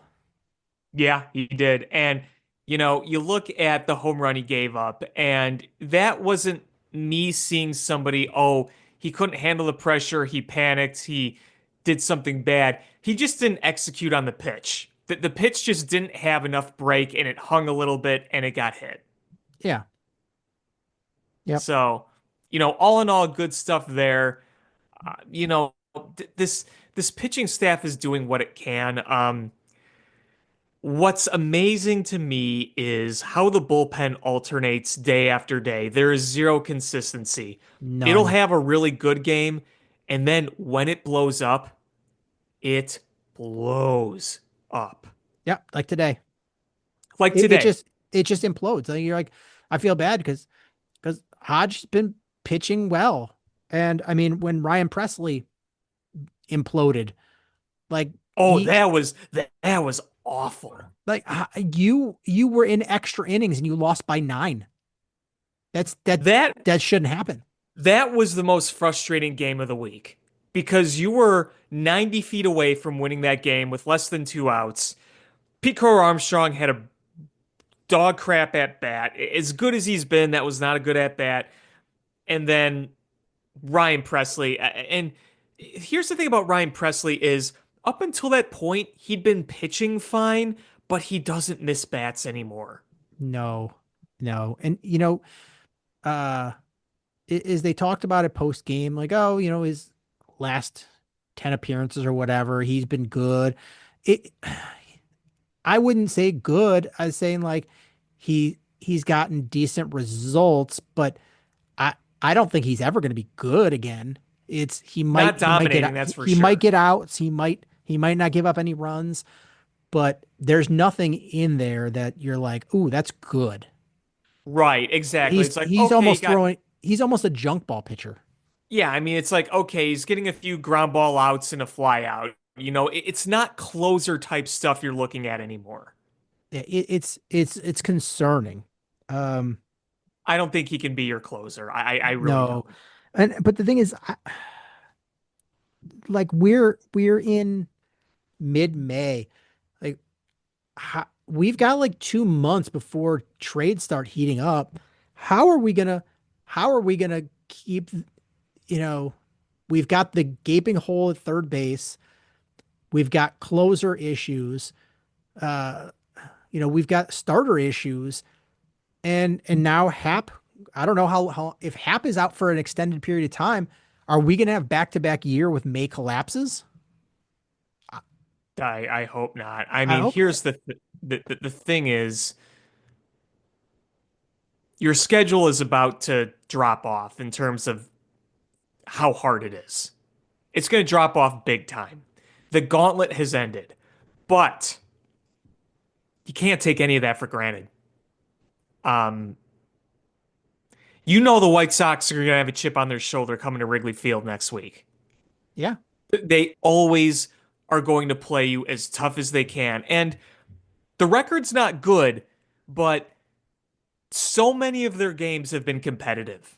They've been in those games. The starting rotation the White Sox have had has been overall pretty impressive. That is not going to be as easy as it looks. Yeah. I mean, the thing is they've got a shitty bullpen too. Right. They Right. the thing is when you get to your shitty bullpen, you're less concerned about them scoring runs because they have these outbursts where they score a bunch of runs, but for the most part, the White Sox struggle to score some runs. Well, You can move through their starter and get to that bullpen. That's where you're going to do some damage. yeah, but they called up Tim Elko. We'll get to the Sox Yeah. obviously, but you know, uh, though I never look at regardless of how good or bad the White Sox are, I never look at them as the same lens as having like the Twins come to town or something, or the Royals come to town, It's or it's like in the NFL is when you play your division, you play them twice. It doesn't matter what the record is of the teams is you guys know each other so well because you play each other that it's it's it's a different ball game. So that's the same thing with the White Sox and the Cubs. They don't play like that level, but they're a crosstown rival. Like about them, and it's you play that game differently. And so you can throw and the records out the window. yeah, It's just two teams scrapping it out. yeah, and they got the Pope on their side now. Uh yeah. Yeah, the Pope. That Um was that's crazy that he was at the World Series. well, the fact that they have the photos and like the footage from Fox, like I think it was towards the end of game one or two, and they show the crowd, and like there he is. Like that man They is going to be the Pope in 20 years. they found or they just did interviews with the people that were sitting around him. Like, how the hell did you find those people? Yeah, it's crazy, and they found him pretty quick too. Um, I'm but sure they yeah, were yelling about it. oh, of course, of course. I mean, all the Catholics, especially on the South Side, were rightfully so going crazy. But yeah, you had the whole report of him being a Cubs fan from the major outlets. The Cubs rolled with it. They put him on the marquee, and it's like, oh no, he's actually a diehard White Sox fan. You're like, it's kind of an egg in the face on the Cubs, Who but cares? Um, all in good fun. but I saw my favorite one so far. I mean, I've seen some great memes about, like now they're gonna baptize baby in beef dipping sauce and the body and blood of Christ. It's an old style and a deep dish pizza. Like I've seen some great ones, but I saw a video and this this like son and daughter, their mom used to date the new pope. And Wow. uh and so they were watching it live and they were like, "Oh my God, mom, you were in a situationship with the pope." Well, I like the story too of how they just called him Father Bob. Like, is that not the most Chicago thing ever? Uh, Father Bob? I love the one too where the Pope comes out to be introduced and it's to the Bulls intro music. Yes. Yes. Or the I Photoshop of the old style logo on the banner. Oh my God. I love it. Like Chicagoans are eating this up. Oh yeah, and they're going to eat it up for a long, long time. I mean, this is part of our culture now. I mean, even like a lot of the big Chicago-based companies were coming out with the memes and the photos. Lou Malnati's coming out with the photo of the Pope introducing to all the Cardinals deep dish pizza, or Portillo's with the new Leo Italian beef, which Well, did also you see brings. there's actually a picture of him in Aurelio's? Yeah, he was a frequent at the original Aurelio's. You know they're gonna have a big picture of him in that restaurant now. You're gonna sit at that special table they have for him, and his picture is gonna be right above it. It's gonna be Uh, great. I saw another one is that scene from Goodfellas where Ray Liotta and Joe Pesci are laughing and it's and they photoshopped the Pope on there and it was like him having the other Cardinals try Malort for the first time. There've been a lot of Malort ones, but that's particularly funny. The Body and Blood of Christ is now Tavern Style in RC, or Goose Island IPA, or there's a great image of him baptizing a beef sandwich in the gravy. And I was joking with some people. I'm like, yeah, listen, you can't get dry Italian beef in Chicago anymore. It's all got to be baptized in the juice. Uh, I'm having a field day. I'm not even religious, and I'm just having a field day with this. This is funny. It's so great. I mean, I'm Orthodox, not Catholic, but I think it's really, really funny because I mean, no matter what faith you follow or don't, it's part of our culture now. Yeah, I mean, when you've got the Pope from Chicago, like did you see the one where he's driving in the Pope Mobile and the Pope Mobile is painted with all Bears logos? Yes, yes. My friend texted me immediately. He goes, "Do you think the Pope's in his Frontrum?" Of course, he's going to be teaching everybody the lingo. Uh, is he gonna have his garage key and his on a string on his robes?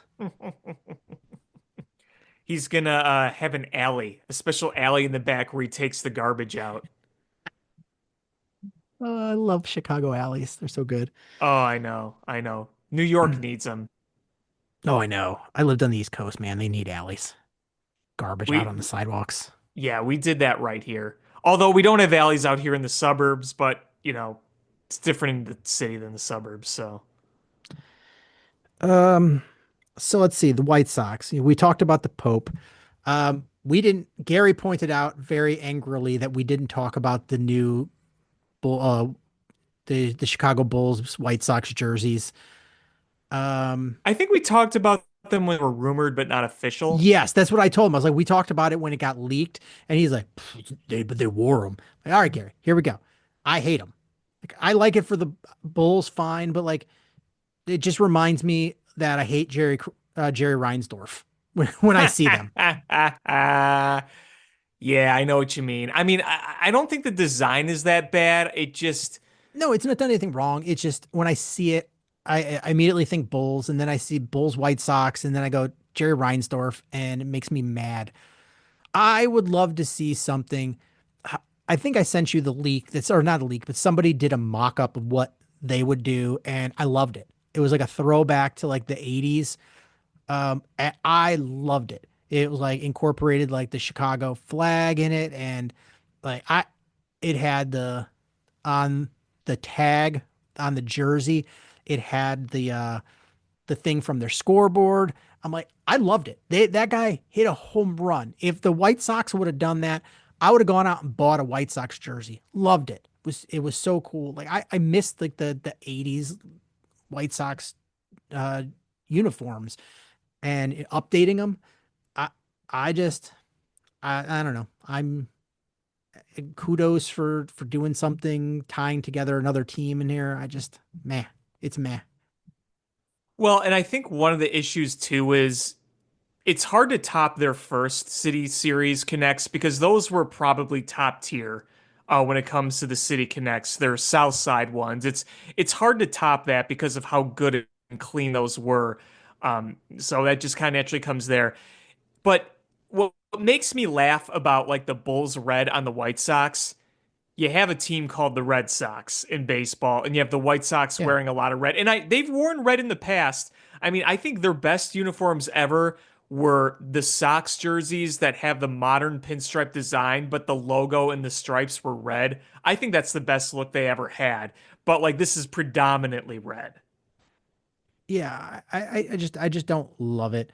Again, I'm totally fine with them trying something, and if it makes people buy jerseys, cool. But um, I just think there's there's way better jerseys they could have gone with. Yeah. Yeah. I I'm kind of just meh on them. I don't think they're bad. I don't think they're super but I think one thing I will say is when you have alternate jerseys like that where you're going after a certain aesthetic, it's hard to replicate the original aesthetic of like the source that it came from. It's you can pull it off. It's just hard to pull it off. And let's be real, just as fans, kind of alluding to what you said earlier, if the Bulls were really, really good and the White Sox are really, really good, maybe we'd have different feelings about it. Just the teams have soured us so much that it's not going to win the grace quite as easily. Right, right. Um, so yeah, I was a little disappointed, and if you guys, I'll post it on Instagram. Um, you know, af- if you guys are on right now, you could go to Cameron Guzzo. That's his Instagram, Guzzo, and he does like mock-ups of like uniforms and other baseball content, and his White Sox mock-up of what he would do, just chef's kiss. Loved it. I swear I would have bought a jersey of that as a Cubs fan in a heartbeat. Yeah, no, it was really, really cool. Um, but let's see. Shane Smith, he just might be a dude. I think so. That was a great find through the Rule 5 draft. I mean, he is dominating every game he's pitching. Yeah, it is. It's not. I mean, we're at the point now where it's not a fluke. No, He it's he legit good. he's legit good. And the White Sox, they found an absolute gem. He's a good pitcher, and that guy is front.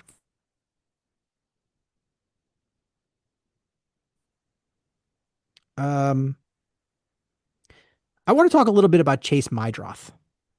Hmm.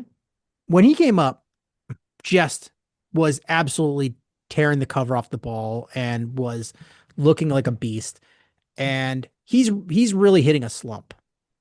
If you look at his last 7 games, he's 4 for 22. His slash is 188, 250, 227, 477. Over his last 15 he's 12 for 50, 240, 309, 280 with a 589 OPS. And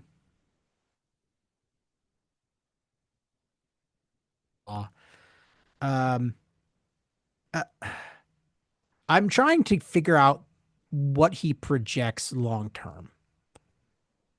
He I was don't. known more as a contact hitter, right? Like more of like a singles doubles guy, not as much of a home run guy, is what I remember. Yeah, Correct?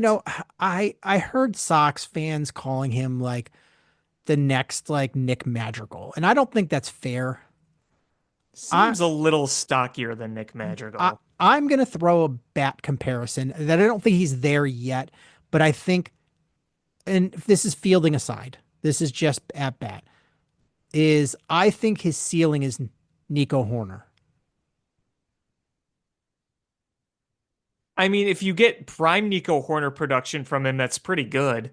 Yeah, no, I'm not saying it's a bad thing. I'm just saying is that I don't think Chase Mydroth is the guy that you build a team around, but I think he's a piece on a decent team. Yeah. And I think if he plays well, like his ceiling is probably Nico Horner's bat. And that's not a bad thing. It's not going to get you paid like a superstar. It's not going to get you an all-star nod, but it's it's going to have you in the league for a long time. And I think the White Sox would be more than happy with that production from Chase Mydroth. Yeah, absolutely. And I know he had that tough misplay in Kansas City. But you get called up to the big leagues and you're new to the show. It's not as easy to make plays. I'm not It's excusing the error, but things will happen. no, My whole point is, you just got to kind of grow from it, move on, and, just use that as a learning point. it is my thing is how you perform in the field and at the plate are related. And there's a reason why certain guys they can't be a DH because if they don't have that rhythm of playing in the field, they just don't have the feel at the plate. And it's not surprising to me that a guy that's in, he's over the last 15 games is not hitting that well is suddenly has you know, a slip up in the field. Like it's baseball is a very mental game because it's such a long, arduous season. It takes its toll on you mentally, and I think he's in it a little bit, and he's a better player than that. He's not. He's definitely not the guy in his first what 8, 10 games. Like he's not that dude. Like that was a really nice streak to come up, and every player would love to have that. Um. Uh. Like what was the guy from a couple years ago? The White Sox, like, Yermin Mercedes, like where he was just hitting the lights out and then just suddenly forgot how to play baseball. Like I think Chase Mydroth is a is going to be a solid player. It is just he's got to find where or readjust to how pitchers are attacking him. And that's part of being a rookie. I mean, you look at Matt Shaw for the Cubs. Like, he went through it and he's starting to figure things out down in the minors, and I'm sure he's going to be up soon. But that's and he's a much more polished player coming into the bigs than Chase Mydroth was. And you saw him just fall apart. It's tough to hit major league pitching, and if you have success, they're going to figure out how to pitch against you, and you've got to keep readjusting until you are a seasoned veteran. Yeah, I mean, this is what this season's for the White Sox. You're obviously in a rebuild mode, but this is where you can actually see some of your young guys start to develop and play. Mydroth being one of them. We'll keep seeing Edgar Caro, who's looked good overall. You're finally seeing Tim Elko, who had a game-winning home run today for his first home run. So big congrats to him. He'd been tearing the cover off the ball in the minors, and we've been all asking where he's been.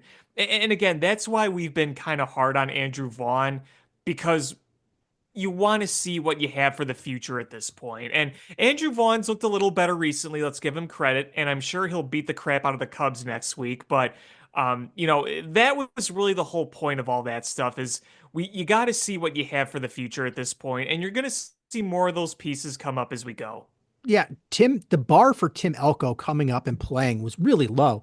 And so you've got to see what he has. And I've seen a lot of reports from White Sox fans and baseball writers where they don't project Tim Elko's his hitting style to be sustainable in major leagues. But you know what? You don't know until you let him. There's nothing more for him to prove in the minors. He's got to come up and do it. And you saw him his first game was he 0-3, 0 for 4. He was 0 for. And you're like, okay, that's not that surprising for a guy coming up for his first time. And then today he hits a monster bomb, and that was a not a cheapie. That No. had to have been 380, 390. something like that. I mean, Yeah. it was a good home run, and for his first hit to be a game-winning 3-run homer, Yeah, it's that's got to feel good. that's got to feel good. So, I don't know what the future holds for Tim Elko, but he he proved his worth in the minors. He brought up, and in 2 games he's won one for you. And let's just say for shits and gigs is, what if Tim Elko is Patrick Wisdom? It, Like good Patrick, like productive Patrick Wisdom, yeah, like 20 home run but Patrick Wisdom. Like that you can live with for a bit. he's not Cardinals Patrick Wisdom. He's Cubs Patrick Wisdom. Like, Right. I mean, well, good Cubs Patrick Wisdom. yeah, it doesn't matter. I mean, I I will always say that Patrick Wisdom was still on the Cubs because they didn't have a better option, and it's one of those things is hitting home run, having a guy that hits home runs is good, and there's a role for that. And he played for the Cubs for a number of years just because he could park it into the stands. And if Tim Elko, that's his cap, is being Patrick Wisdom, there's room for you on a team. You hope that he rounds it out, and he's a much more productive player than Patrick Wisdom was as a career. But I mean, Elko's got a high strikeout count, and there's some holes in his swing, but you can't teach power. And if that guy hits 20 home runs for you, especially when you're in a really, really, really rebuilding year, because again, if you look at their record, they're on pace for like 115 losses. Like, that's really bad, even though that's what, a 7 game step up from last year. That's still really bad. And, but you need players that are going to hit you home runs and score runs for you while you're bad. And so, like, if Tim Elko, that's the cap he is, all right, there's room for that until you get good and then you upgrade. But in the meantime, that's a perfectly fine position to be in. Right.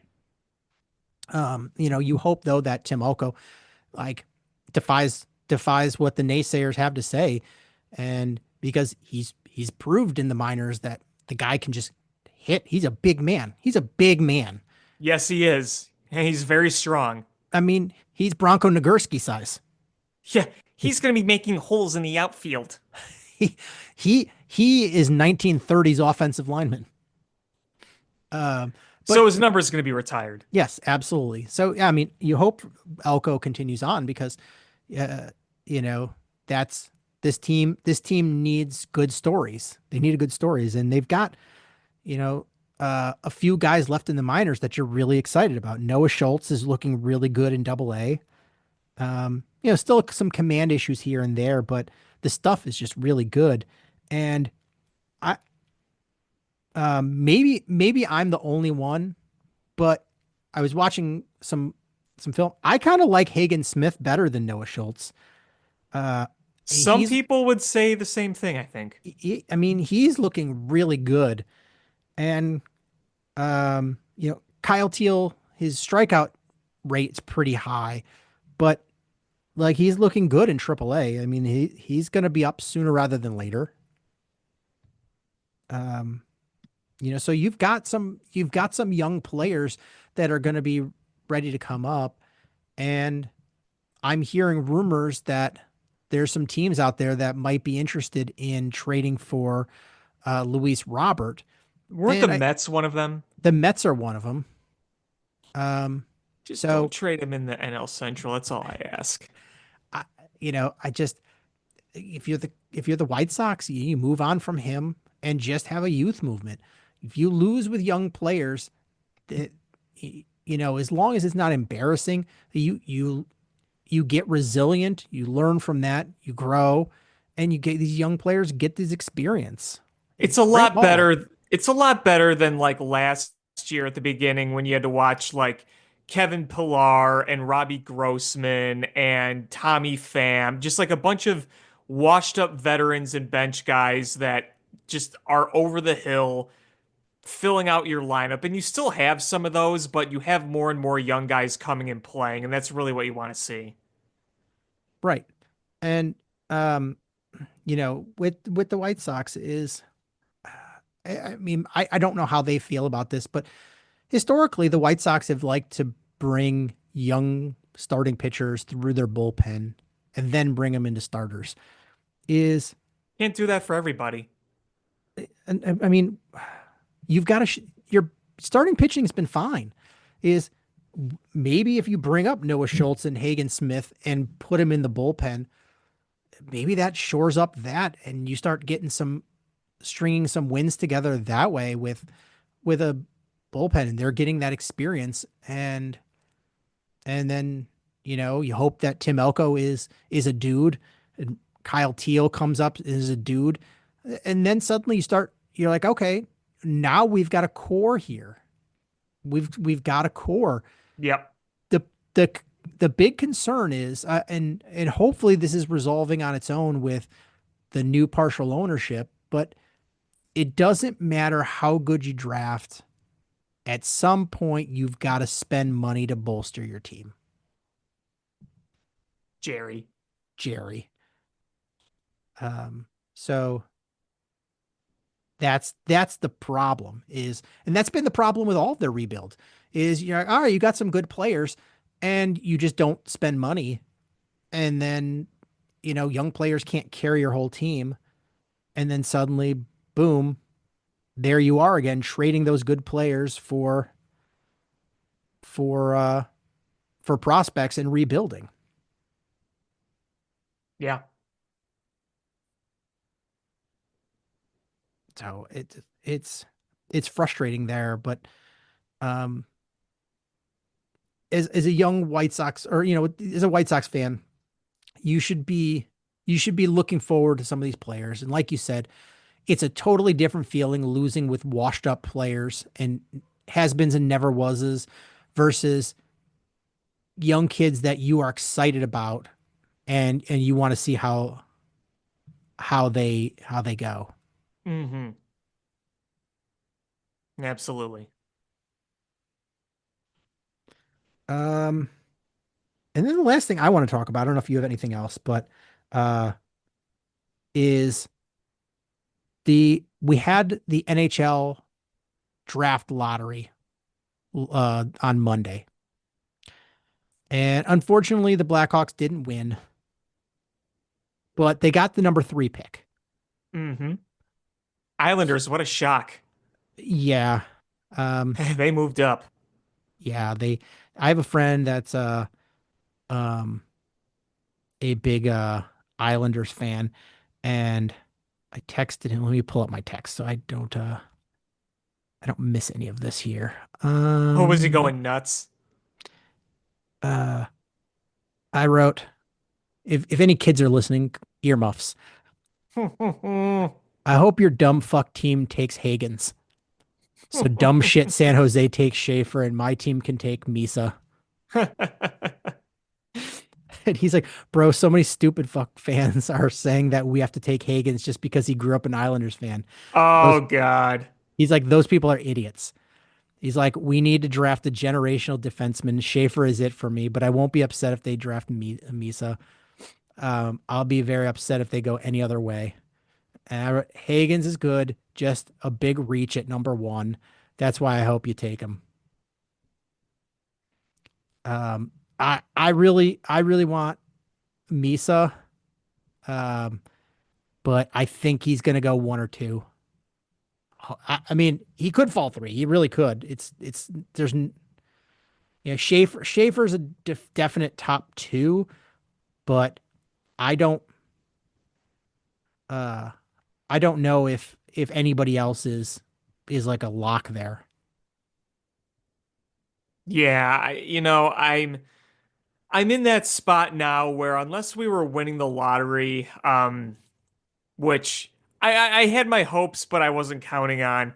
I think that there are several ways you can hope for it to fall at 3, but with the NHL, it's not like the NFL, so I don't look at it through quite the same lens. I mean, Yeah, really, what I'm I don't think anybody that's going to be drafted in this year's NHL draft is going to start the season in the NHL. no, no, this isn't a very big draft. It's not as star-studded as it was, you know, for the last few years. But I mean, what I'm just more curious to see is how Kyle Davidson uses some of this draft capital. I'm curious to see if he uses any of it in trades because I feel like you kind of have to if you want to take a step forward. But we'll I see. I'm honestly is can you move up to number two? That's like Misa Schaefer. Either one of those guys, I would be happy with. Michael Misa from Saginaw is the guy I really want. He's he's he could be your center alongside Bedard. He's bigger. He's like 6'2", I think. Um, but he's got speed and I like him a lot. I think he would complement the type of players that they've drafted as skaters so far in Davidson's tenure. So I think he would be a good complement to them. And Schaefer, you can never have enough good defensemen. So either of those two guys. After that, you're looking at uh, I don't know. Then it's like that drop off, and not saying that any of the, it's like you said, it's years away. We don't know what they're going to look like, but um, really, what happens?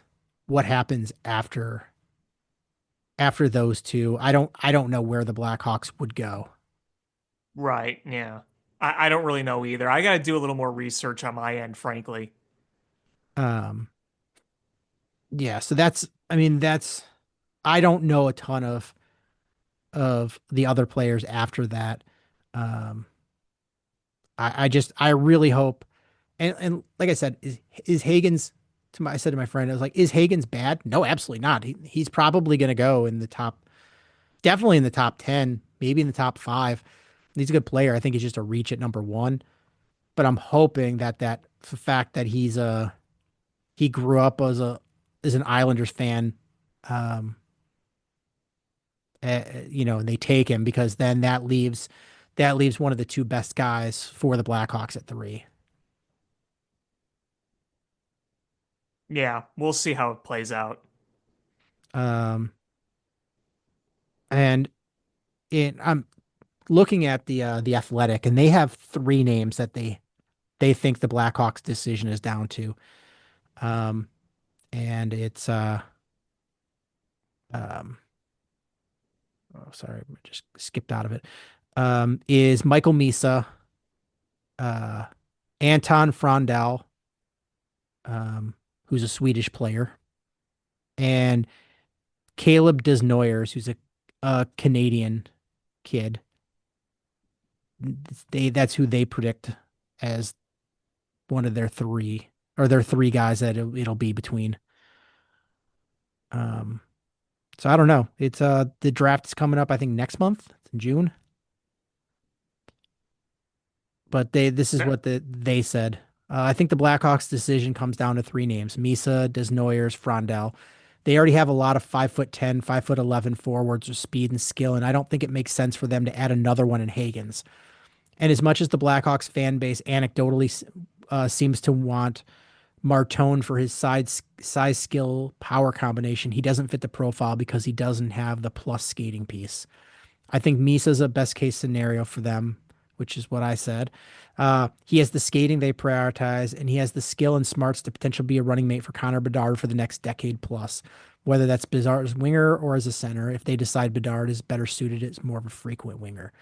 If Misa's gone, Desnoyers and Frondell come into sharper focus for them. Both are 6'1" and change centers who play the game the right way. A month ago, before a disappointing showing at U18 Worlds for the Swede and an excellent QMJHL playoff run for the Canadian, the consensus favored Frondell. This consensus favored Frondell more than it does now. I think Frondell is probably more likely a fit for the Blackhawks, but it's really close. Either way, I expect the Blackhawks to call one of those 3 names. So, I mean, I think they're going to get a good player here no matter what at 3. You Um, would hope. But You'd yeah, you're hope. not going to see him right away. Yeah, it's going to be a bit. Yep. The only other thing is we're in that coaching carousel still. Only there's started this year. I mean, start of the off season, there was one, two, three, four, five, six, seven. There was 8 teams looking for a coach, and one has broken the seal. Anaheim hired Joel Quenneville. And I don't know if that's a good hire or not. He's definitely a Hall of Fame level coach, but is it the right fit? Yeah, I mean, especially with a young team. Yeah. That's one thing too is they're rebuilding as well and obviously they're going to take some PR hits with this one. There's controversy with this one obviously and that's something that their PR department is going to have to work at here. But I'm in kind of the camp for like the Blackhawks where you need somebody experienced with what they're at, but it's going to be somebody that's going to have to work with young kids that's willing to do that. And there's kind of a reality that the how big are the pickings really?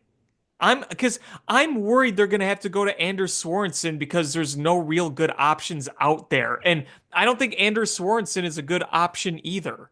No, I don't think so. But I started looking at like the local paper. So the other teams that haven't hired anybody yet are Boston, the Rangers, the Flyers, the Penguins, the Kraken. Wait, didn't the Rangers hire the Penguins' old coach? Did they? Mm-mm. Uh, uh.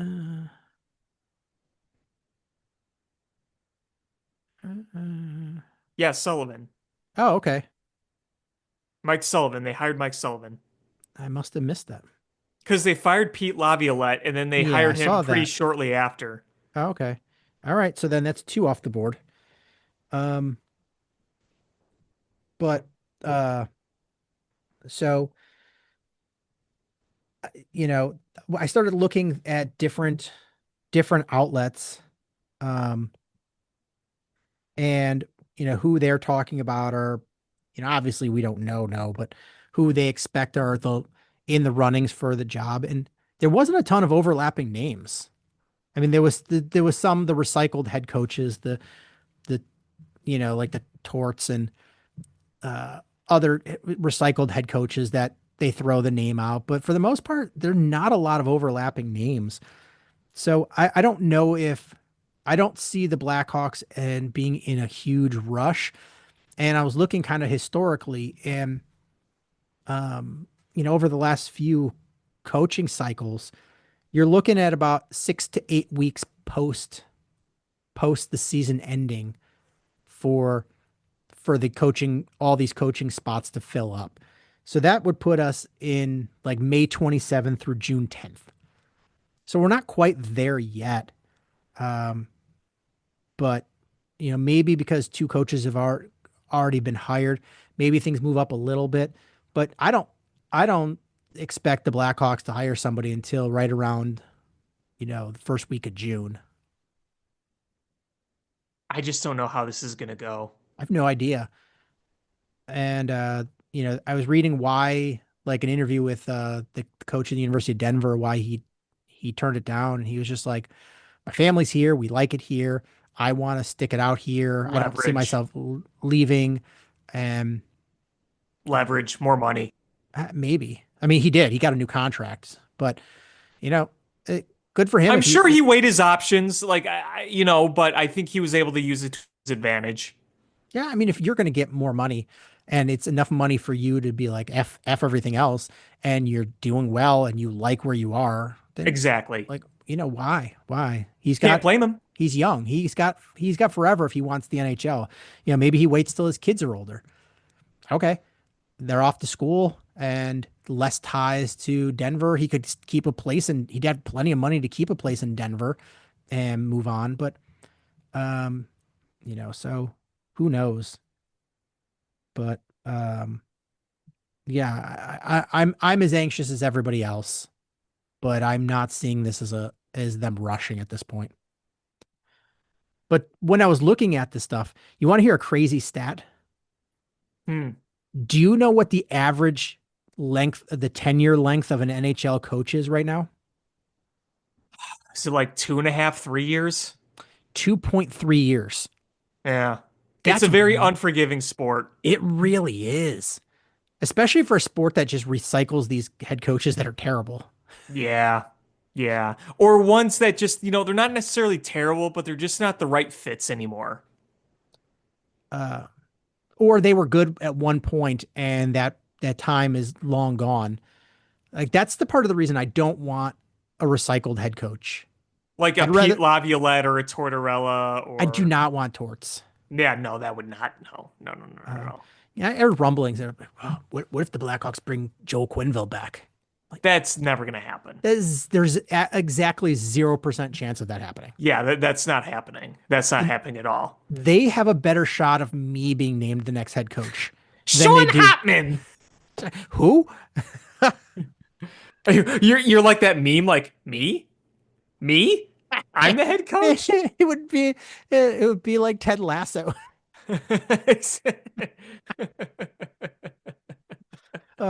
Except instead of the guy that was the angry reporter, Krim, it would be Mark Lazarus. Mark Lazarus, the Athletic. Who do you think you are? I'm a meatball. I'm a guy that yells at his TV a lot. Thus, I am fully qualified for the job. I'm not Joel Quenneville, so I am very qualified for this particular job. I am as qualified as any man in this room. Was there anything else you wanted to talk about? Nope, I've said my piece. Well, I think that's going to do it for this episode of Bill Swerski Sports Talk Chicago. I want to thank everybody so much for listening. Please hit subscribe, however you listen to podcasts, whether that's iTunes, Stitcher, YouTube, Google Play, Spotify, etc. Share this podcast with your friends. That's how we grow the show. Follow us on social media at Swerski Sports, Facebook.com/Swerski Sports, SwerskiSports.com, or Swerski_sports_podcast on Instagram, which has been fun for us on Instagram, or ShyFanPat2 for Alex on Twitter/X, or AlexanderJPatCreative.com for all the cool stuff that Alex does. And again, thank you guys so much for listening. And until next time, bear down. Cubs win! What a lucky break! The good Lord wants the Cubs to win! We thank Ditka and God for all they have provided. Cubs win! Cubs win! Cubs win! Oh, I don't want her. You can have her. She's a Packer fan. She can't fit in my van. And she looks like number New Yorkers. Smoking crack is not legal on planes. Bears 31 to -7. The Bears. Oh, when the Bears go bearing down.